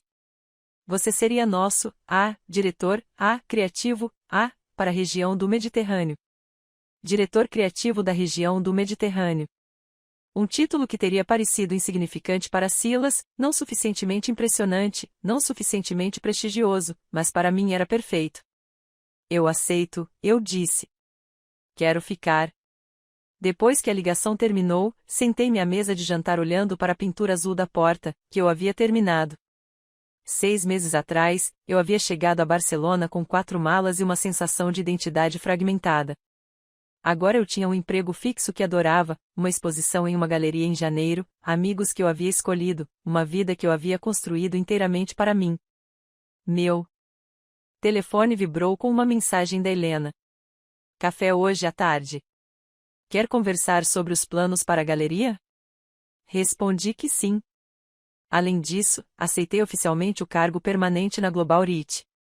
Vou ficar. A resposta dela foi imediata: eu sabia que você ficaria. Barcelona te escolheu tanto quanto você escolheu Barcelona. Olhei em volta do meu pequeno apartamento. Nada impressionante para os padrões de Seattle. Não era o tipo de lugar que Silas consideraria apropriado para a esposa de um sócio sênior, mas era meu. As pinturas nas paredes, os materiais de arte sobre a mesa, a vista da varanda, o bairro que eu havia aprendido a conhecer, o idioma que eu estava aprendendo aos poucos, a vida que eu estava criando deliberadamente. Silas tinha me perguntado o que eu queria e eu lhe disse. Mas sentada ali no meu apartamento em Barcelona, com emprego fixo, uma exposição na galeria e amigos esperando para tomar um café, percebi que tinha subestimado a situação. O que eu queria não era pouco. Era tudo. Era a liberdade de existir sem pedir desculpas, de criar sem julgamentos, de construir uma vida de acordo com a minha própria definição de sucesso, em vez de me basear na decepção alheia. E finalmente eu a tinha, completamente. Eu a tinha. O convite da Galeria da Carla chegou por e-mail 3 meses depois de eu ter dito não ao Silas. Exposição coletiva intitulada Limiares e Transições. Vernissage dia 15 de abril, às 19 horas. Artistas participantes. Meu nome estava na lista. 12 aquarelas de portas de Barcelona ficariam expostas na parede de uma galeria em Poblenou, para quem quisesse vê-las. Encarei o convite por um longo tempo, depois o encaminhei para minha irmã Maia com uma mensagem simples: minha primeira exposição de arte de verdade. Queria que você pudesse estar aqui. A resposta dela veio 1 hora depois, no meio da noite em Portland. Nós vamos. Todos nós, as crianças, Marcos, toda a família, você não vai fazer isso sozinho. Chorei ao ler aquele texto. Não lágrimas de tristeza, pelo contrário. Aquele tipo de choro que vem de perceber que você não é mais invisível, que as pessoas te veem e escolhem estar presentes. Abril chegou com aquela luz peculiar de Barcelona que eu já havia aprendido a reconhecer. Dourada sem ser agressiva, quente sem ser brutal. O tipo de luz que fazia tudo parecer mais suave, mais acolhedor. Passei a semana anterior à inauguração terminando minhas 2 últimas pinturas e emoldurando todas as 12 peças com a ajuda da Helena. Tento não pensar muito sobre as pessoas realmente olhando para o meu trabalho e formando opiniões sobre ele. Eles vão adorar, disse Helena enquanto carregávamos os quadros para o carro dela na sexta-feira à tarde. São ótimos, Teia. Muito bons mesmo. Você vê a cidade do jeito que as pessoas que pertencem a este lugar a veem. E se ninguém aparecer além de você e seus amigos? Aí você terá um show pequeno e intimista com pessoas que se importam com você. Isso não é fracasso. Isso é comunidade. A inauguração da galeria foi no sábado à noite. Maia e sua família chegaram naquela manhã, com jet lag, mas determinados. Minha sobrinha Emma tinha 9 anos agora, idade suficiente para ter opiniões sobre arte. Meu sobrinho Lucas tinha 6 e estava interessado principalmente em saber se Barcelona tinha bons parques infantis. Encontrei-me com elas para almoçar num café em Uborne, observando Maia olhar em volta com a expressão de alguém tentando entender como sua irmã tinha ido parar ali, naquela vida tão distante de tudo que lhe era familiar.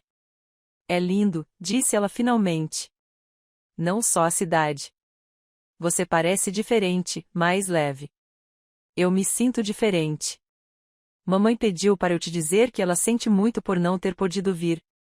A cirurgia do papai é semana que vem e ela não queria deixá-lo. Eu sei. Ela me mandou uma mensagem de vídeo. Me fez chorar. Maia estendeu a mão por cima da mesa e apertou a minha. Estou orgulhosa de você por ter ido embora, por ter recomeçado, por ter feito isso. Ela gesticulou vagamente para Barcelona ao nosso redor, por ter escolhido a si mesma. Naquela noite, parada em frente à galeria de Carla Poblenou, senti um frio na barriga de nervosismo. Pela janela, vi minhas pinturas já penduradas. A luz suave fazia as cores brilharem.